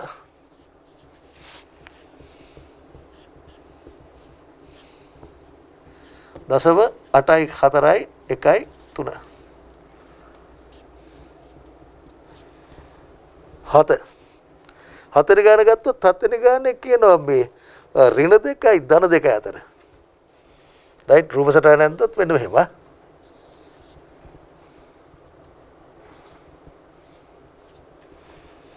සමතුලින් පීඩන්න එපයි. මෙන්න මේ දෙක අතර තියෙන ශ්‍රේෂ්ඨ ඵලය තමයි අපි ගන්න. ඉතින් අපි කරන්නේ මොකද්ද? වගුව පාවිච්චි කරලා මේ ශ්‍රේෂ්ඨ ඵලය හොයනවා. මේ ධන පැත්තනේ අපිට වගුවෙන් බලන්න පුළුවන්. ප්‍රවෘත්ති සමමිතික හන්ද බිඳුව දෙකත් අතර ශ්‍රේෂ්ඨ ඵලය බිඳුවයි ඍණ දෙක අතර තියෙන ශ්‍රේෂ්ඨ ඵලයට සමාන වෙනවා. මේක වගුවෙන් ගත්තොත් 0.4යි 7යි 7යි 2යි නේද? බලන්න එක 218 වෙනි පිටුවේ තියෙන දෙකසෝ බිඳුවට 0.4යි 7යි 7යි 2යි. රයිට්? එහෙනම් අපේ සම්භාවිතය හොයන්න ඕනේ ඍණ දෙකයි ධන දෙකයි අතරනේ. right මේ වගේ දෙගුණයක් ගත්තා නම් හරිනේ 0.47යි 7යි 2 වැඩි කිරීම 2 එනවා 4යි 14යි එකක් ඉතුරුයි 15යි එකක් ඉතුරුයි 0.95යි 4යි 4 ඊට පස්සේ 8 වෙනි එක ගත්තොත් 8 වෙනි එකේ මොකද්ද කියන්නේ 8 වෙනි එකේ කියනවා ඍණ 1යි ධන 2යි අතර කියලා. අර ප්‍රමතියාත්ති රූප සටහනක් ඇද්දා මෙතන බිඳුව ඍණ 1 මෙතන ධන 2 මෙතන. તો ඍණ 1යි ධන 2 අතර මම පොඩ්ඩක් මෙහෙම කරන්නද? ඍණ 1යි බිඳුව අතර මේක. බිඳුවයි 2යි අතර මේක. તો ඔය කදිර දාන ප්‍රදේශයේ ශ්‍රේෂ්ඨ ඵලයේ වගුවෙන් පුළුවන් 0.47යි 7යි 2යි. බිඳුවයි ඍණ 1යි අතර බෑ. බිඳුවයි ඍණ 1යි අතර තියෙන ශ්‍රේෂ්ඨ ඵලයේම තමයි අපිට එන්නේ බිඳුවයි ධන 1යි අතර. ඒක එනවා 0.34යි 1.3යි. දැන් මේ දෙක එක්කව කරා නම් හරි නේද? එම නිසා සම්භාවිතාවයේ ඉසෙඩ් ඍණ 1ත් ධන 2ත් අතර සමානයි 0.34යි 1.3යි ධන 0.4යි 7යි 7යි 2යි. එක්කව කරොත් 5යි 8යි 11යි 8යි. 0.8යි 1යි 8යි 5යි. ඊළඟට දැන් මේ දක්වා අපි හැදුවේ ඔක්කොම මේ පූර්ණ සංඛ්‍යාත්මක කියන්නේ නේවනේ අපි ගත්තේ. දැන් බලමු ඊළඟට දශම සංඛ්‍යාන ගානකුත් කවුවා.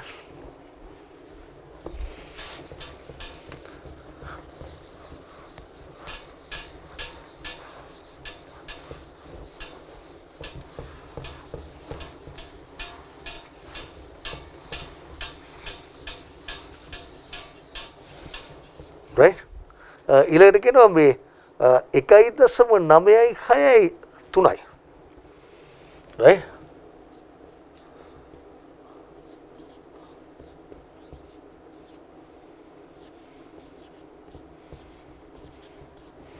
එකයි 9.6යි 3යි අතර තියෙන ශ්‍රේෂ්ඨ ඵලය. වයිදොර මම මේක රූප සටහනකින් පෙන්නුවොත් මෙහෙමනේ නේ. මම කියවනේ හැමතිස්සෙම බිඳුව දාගන්න කියලා මෙතන. 1.9 තියෙන දකුණු පැත්තේ 3 තියෙන ඊටත් දකුණු පැත්තේ. ඔයා හොයන්න ඕනේ මොකද්ද? මෙන්න මේ දෙක අතර ශ්‍රේෂ්ඨ ඵලය ගන්න ඕනේ. ඒකට ක්‍රමයක් ඔලුවට එන්නේ නැද්ද? රයිට් මේකම සමානයි. මම අදිනවා මෙන්න මෙහෙම පින්තූරයක්.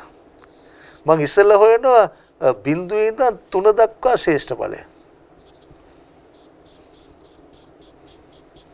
ඊට පස්සේ එකෙන් අඩු කරනවා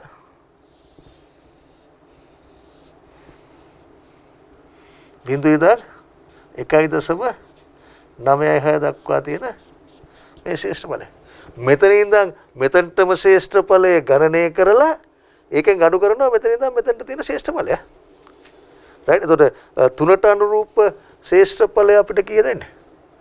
එම නිසා සම්භාවිතාව 1.96 තුන දක්වා තියෙන ශ්‍රේෂ්ඨ ඵලය වගුවෙන් ගත්තොත් අපිට එනවා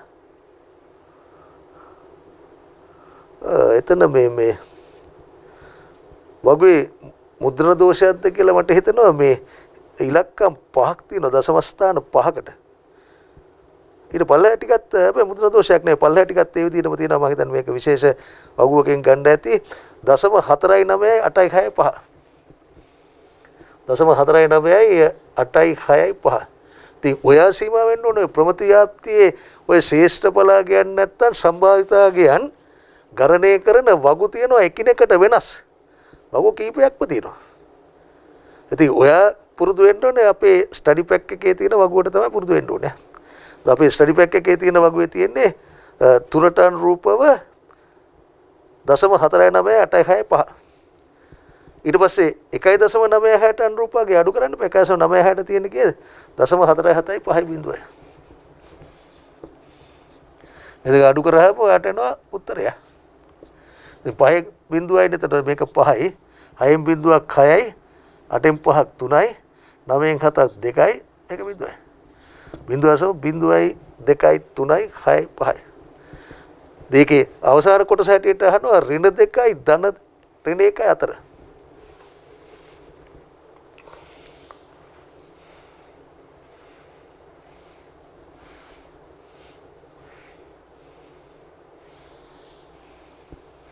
රූප සටහනක් ඇන්දොත් බිඳුව ඉස්සෙල්ලා ලකුණු කරන්න කිව්වනේ. අහන්නේ ඍණ 2යි ඍණ 1 අතර. ඍණ 2 තියෙන්නේ මෙහෙ. ඍණ 1 තියෙන්නේ මෙතන. මෙන්න මේ දෙක අතර ශ්‍රේෂ්ඨ ඵලය තමයි ගණනය කරන්න ඕනේ. right? ඉතින් මේ දෙක අතර ශ්‍රේෂ්ඨ ඵලය හොයන්න ඍණ පැත්තක් අපිට නැහැනේ. ඍණ පැත්තක් නැහැ. අපි ඍණ පැත්ත දාගන්න ඕනේ ධන පැත්තට. ධන පැත්තට දාගත්තා මෙතන එනවා කීයද? ඍණ 1ට සමමිතිකව තියෙන ධන 1, ඍණ 2ට සමමිතිකව තියෙන ධන 2.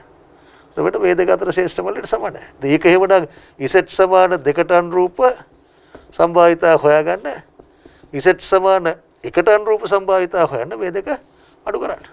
ඉතින් මේක සමානයි 0.47යි 7යි 2. මේක සමානයි 0.34යි 1යි 3. දැන් අඩු කරාම කීයක් වෙනවද? මෙතන 12න් 3ක් 9යි. මෙතන 5යි. මෙතන 3යි. මෙතන 1යි. 0.1යි 3යි 5යි 9යි. right? එතකොට ඊගානෙන් මම ඔයාලට පුහුණුවක් ලබා දුන්නේ ඉසඩ් අගයක් දුන්නහම කොහොමද අපි ඊට අනුරූපව සම්භාවිතාගේ ගණනය කරන්න කියන එකයි මම ප්‍රකාශ කළේ. right? එතකොට එහෙම ගණන් අපි හදනවයි කියලා ප්‍රකාශ කළේ කොහොමද?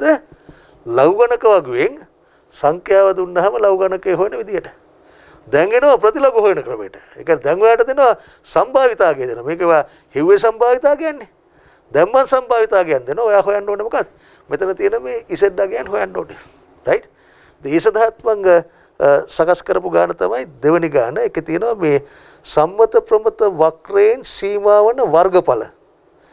වරහන් තුල දීලා තියෙනවා සම්භාවිතා සමානුපාතාගයන් පහත දක්වන ආකාරයට ඇත්නම් අනුරූප ඉසඩ් අගය සොයන්න. right? බලමු අපි පොඩ්ඩක් ඒකත් කරලා.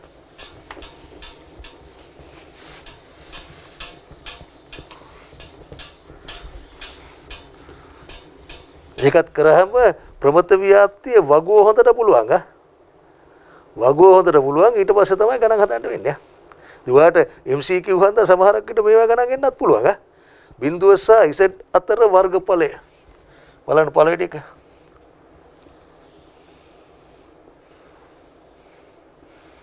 මේවා ඔක්කොම මේ සම්මත ප්‍රමත ව්‍යාප්ති ගණන්. ඉතින් අපි තැන් තැන් වල ඉතින් ලියනවා අඩුයි. මේ වල යන්නත් පුළුවන් නැත්නම් මේ තිරස්සක්ෂේ සෙට් දාන්නත් පුළුවන්. මේක බිඳුවයි මොන මෙහෙමත් දාන්නකෝ. දෙකෙන් එකක්. දෙක මොන දැම්මත් ප්‍රශ්නයක් නෑ. බිඳුව සහ z අතර වර්ගඵලය 0.4495.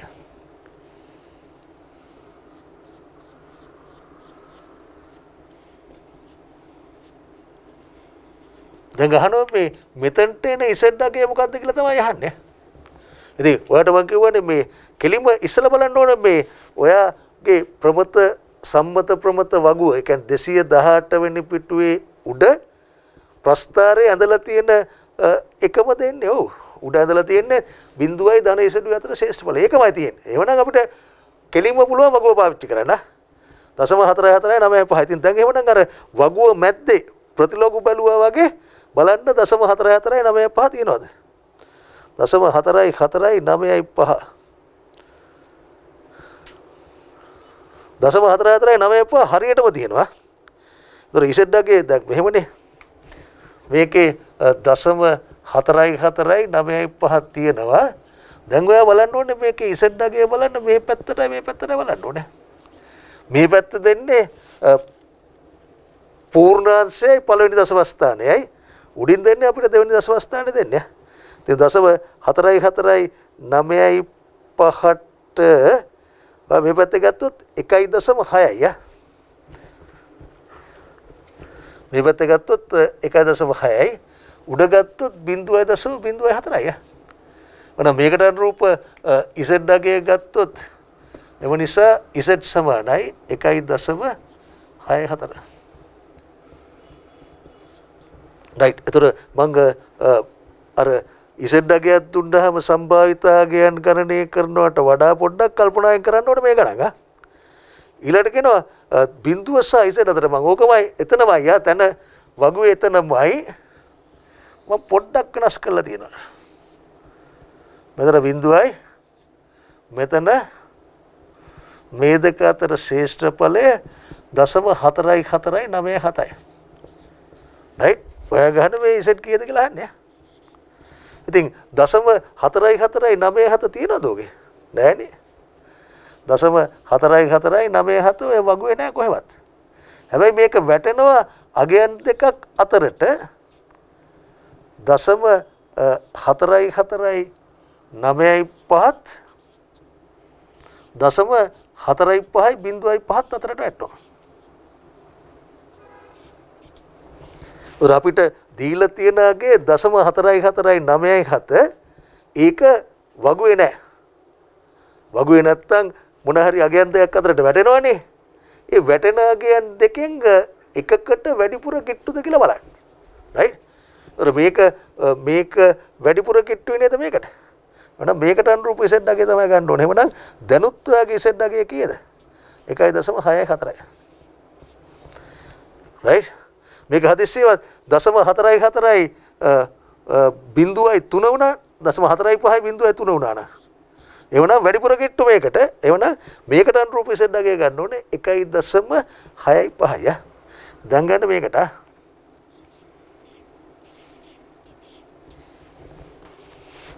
රෝම ඉලක්කම් 3.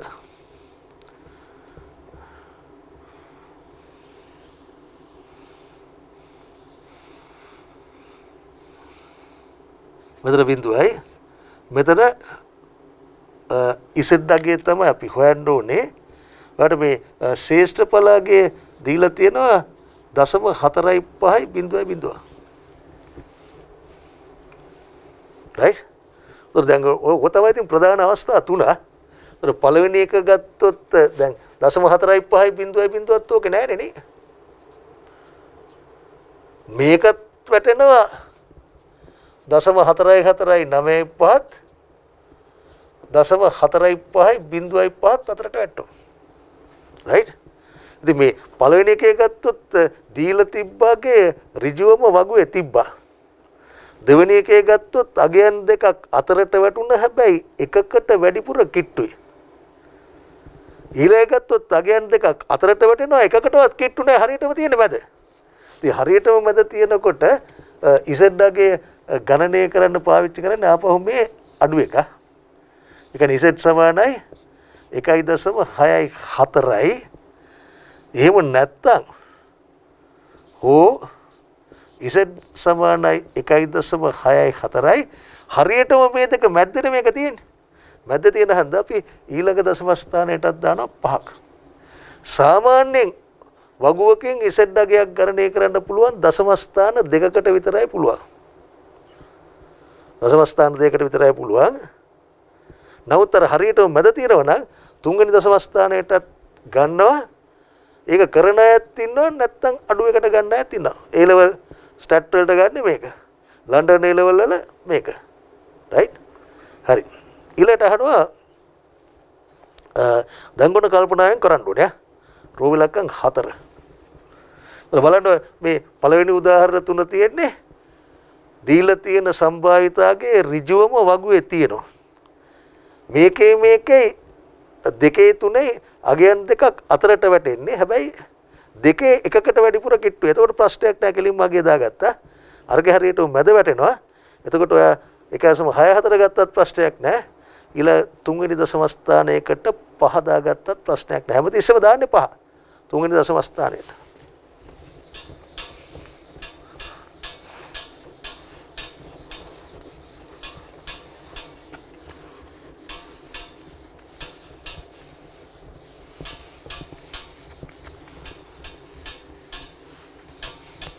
ඊළඟට ඔය ගහනවා මේ Z වලට දකුණෙන් නැති වර්ගඵලය රෝම ඉලක්කම් 4 පින්තූරයෙන් තොත් පොඩ්ඩක් කල්පනා කරන්නකො මෙහෙම මෙතන බිඳුව Z වලට දකුණෙන් නැති වර්ගඵලය කියලා කියන්නේ. ඒතර ඔයා එහෙමනම් දකුණු පැත්තේ ඉඳන් එන්න. දකුණු පැත්තේ ඉඳන් එනවා ඇවිල්ලා මෙතනට આવොත් කීයද? 0.5යි. ඉතින් ඔයාට දීලා තියෙන සම්භාවිතාවගේ නැත්තම් ශ්‍රේෂ්ඨ ඵලයේ 0.5ට අඩු නම් දකුණෙන් ඇවිල්ලා මෙන්න මේ පැත්තෙන් නතර වෙන්න ඕනේ. උතර දීලා තියෙන්නේ 0.243.5. ඔන්න මම පින්තූරේ ලකුණු කරා මේක ඉසෙට්. ඒක තමයි හොයන්න ඕනේ. දකුණේ නැති වර්ගඵලයේ 0.243.5. ඔයාලට පුළුවන් ද වගුව එකපාරටම පාවිච්චි කරන්න? බෑ. වගුව එකපාරටම පාවිච්චි කරන්න බැරි. වගුව උඩ ඇඳලා තියෙන පින්තූරේ තියෙන ශේෂ්ඨඵලය නෙවෙයි ඔයා දන්නේ. ඉතින් ඔයාලට පුළුවන් නේ වගුව උඩ ඇඳලා තියෙන ශේෂ්ඨඵලය තමයි මේක. ඔයාලට ඉතින් සිද්ධ වෙනවා මේක හොයන්න. මම ඉතින් මේ සම්බන්ධයෙන් තියෙන පළවෙනි ගාන හන්ද මම මෙහෙම තව පින්තූරයක් අදින්නම්කෝ. ඔයා හොයාගත්තා මේක. මේක හොයාගත්තේ කොහොමද? 0.5න් අඩු කරනවා 0.243.5. මොනගෙනවා 0.256. දැන් ඔය වගුවේ උඩ ඇඳලා තියෙන පින්තූරයේ තියෙන ගාන දන්නවා. දැන් එහෙමනම් ඔයාලට පුළුවන් වගුව පාවිච්චි කරන්න. එතකම් බෑ ඔයාලට වගුව පාවිච්චි කරන්න. කීයද? 0.256. 0.256 තියෙනවද? නෑ ඒකත් වැටෙන්නේ 2.549 තියෙනවා.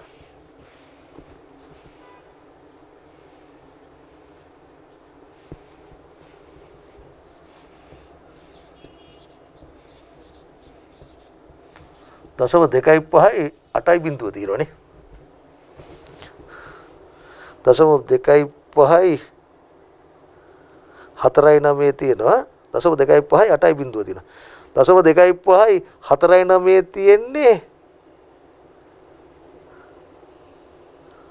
දශම 6.9ටනේ. මේකට අනුරූප ඉසෙඩ්ඩගේ දශම 6.9යි. මේකට අනුරූප ඉසෙඩ්ඩගේ දශම 7.0යිනේ.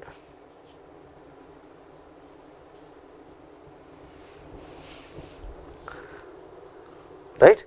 ඉතින් මේ දෙකේ මොකටද වඩා කිට්ටු? ඔය ඇදි ගොඩක් කැල්ලකින් මේකෙන් මේක අඩු කරලා බලන්න. එතකොට එනවා ඔයාට 0.0.1ක්.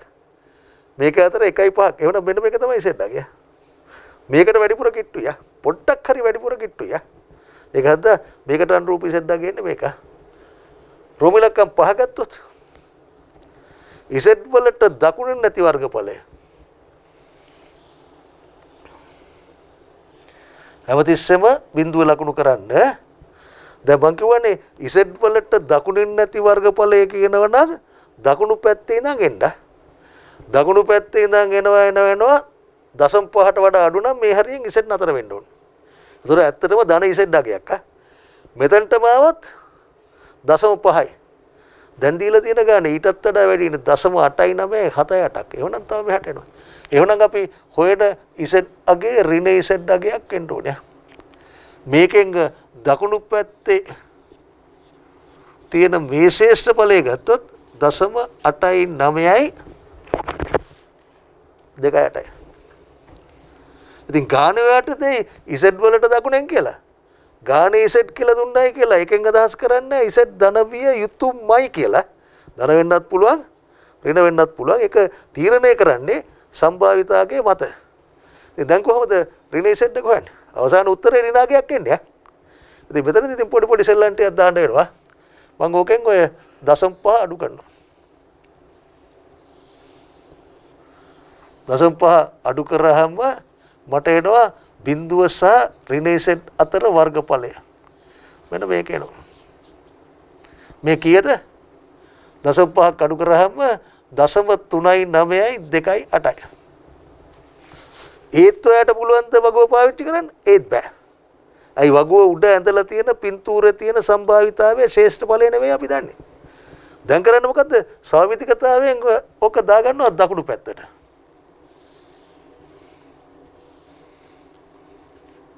මෙතන බිඳුව මෙතන දාගන්නවා ධන ඉසෙට් කියලා. මේ දෙක අතර තියෙන මෙන්න මේ ශ්‍රේෂ්ඨඵලයත් කීයද? 0.39යි 2.8යි. රයිට් සාමිතිකතාවය නිසා දාගත්ත දකුණු පැත්ත. දැන් පුළුවන් ද ඔයාලට ඉසෙට් හොයන්න පුළුවන්. අයි වගුව උඩ ඇඳලා තියෙන පින්තූර 0.39යි 2.8 කොහෙද තියෙන්නේ? 3.9 2.5 තියෙනවා. ඒක කිට්ටු එක කීයද එන්නේ? 3.9 2.5 කියන්නේ 1.24 නේ. මෙතන ආගේ 1.24යි. දැන් නමුත් අපිට ඕනේ එයාගේ නෙමෙයි ඒකේ ඍණාගේ ඕනේ. ඒ නිසා අපිට අවශ්‍ය ඍණාගේ ගත්තොත් z සමානයි ඍණ 1.24යි. ඉතින් ওই විදිහට අපිට එහාට මෙහාට දදා තමයි බලන්න වෙන්නේ. ඊළඟට කියනවා මේ 6 7 8ත් අපි හදලා ඉවරයක් කළාම දාපු මේ පොඩි වෙලාවකින් රයිට් z වලට වමෙන් නැති වර්ගඵලය.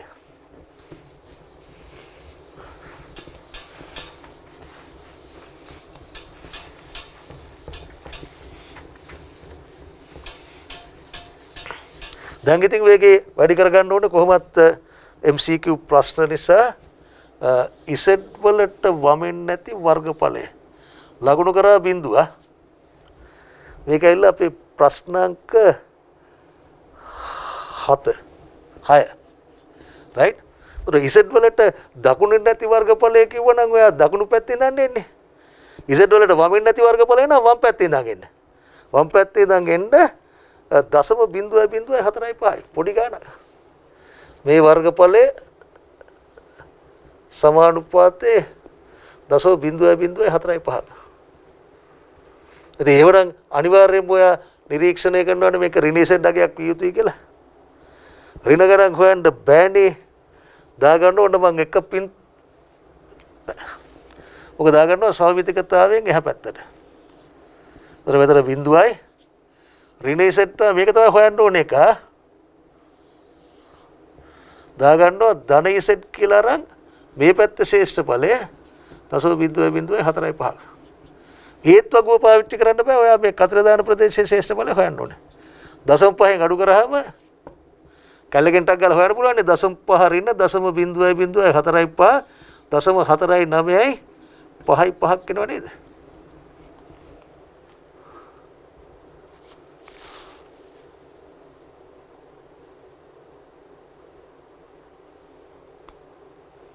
හරි. එතකොට 0.49යි 5.5 තියෙනවා වගුව යා. 0.49යි 5.5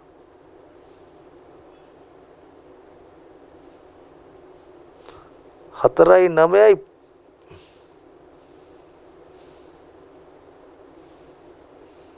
5.5 තියෙනවා 2.61 නේ. 2.61 යා. එහෙනම් මෙයාගේ හොයාගත්ත 2.61යි කියලා අපිට ඕනේ ඒක නෙවෙයි අපිට ඕනේ ඒකේ ඍණාගය. ඒ නිසා අපිට අවශ්‍ය ඍණාගය ගත්තොත් ඍණ 2.61. ඍණ 2.61න් වම් පැත්තේ තියෙන සම්භාවිතය ගත්තොත් 0.0.4.5. 7 එක ගන්නකො බලන්න. 7 එක ගත්තොත් 7 එකේ කියනවා z වලට වමෙන් නැති වර්ගඵලය 0.6348යි.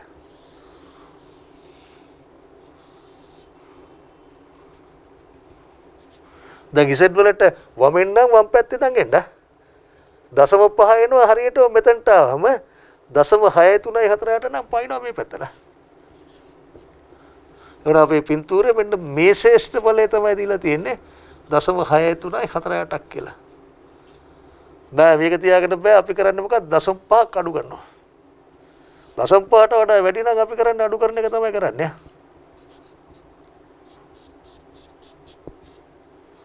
0.5ක් අඩු කරොත් 0.138යි.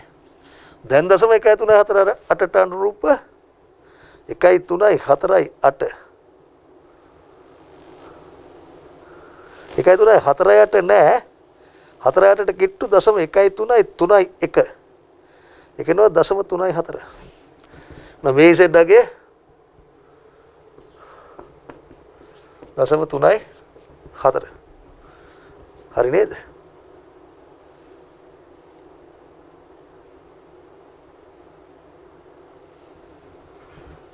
කීයද අපි හොයන්න ඕනේ 1.348 නේ.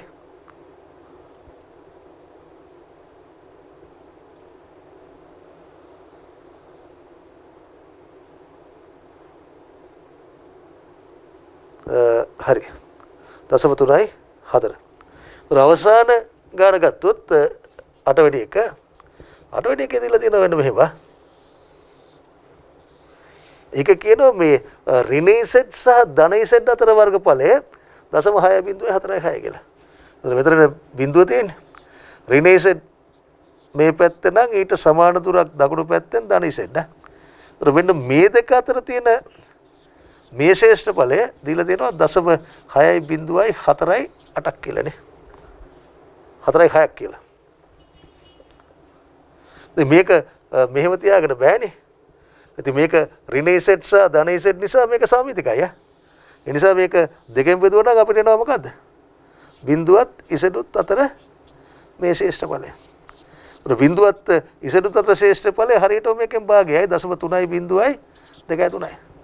දැන් බලන්න 0.3.2යි 2.3 කොහෙද තියෙන්නේ කියලා. 3.2යි 2.3 හරියටම තියෙනවා 0.85. නම් මේකට අනුරූප ඉසඩ්ඩගේ 0.85. එවනම් ඍණ 0.85ත් ධන 0.85ත් අතර ශ්‍රේෂ්ඨඵලය තමයි 0.6.46ක් වෙන්නේ. හොඳයි එතකොට ප්‍රමත ව්‍යාප්තියේ විශේෂ ප්‍රමත ව්‍යාප්තියක් සම්මත ප්‍රමත ව්‍යාප්තිය ඒ සම්මත ප්‍රමත ව්‍යාප්තියේ ශ්‍රේෂ්ඨඵලයන් ඇතුළත් වගුව මම කිව්වා දෙආකාරයකට අපි පරිහරණය කරනවායි කියලා. පරිහරණය කිරීම ලෞගණක වගුව පරිහරණය කරනවා වගේමයි ඉසෙඩ්ඩගයන් දීලා සම්භාවිතාගයන් අහන්න පුළුවන්. සම්භාවිතාගයන් දීලා ඉසෙඩ්ඩගයන් අහන්න පුළුවන්. දෙවිදියටම අපි සාකච්ඡා කරා. අපි ඒකේ ඉතුරු කොටස අපි අනිත් දවසේ සාකච්ඡා කරමු. right. ආයිබෝන්.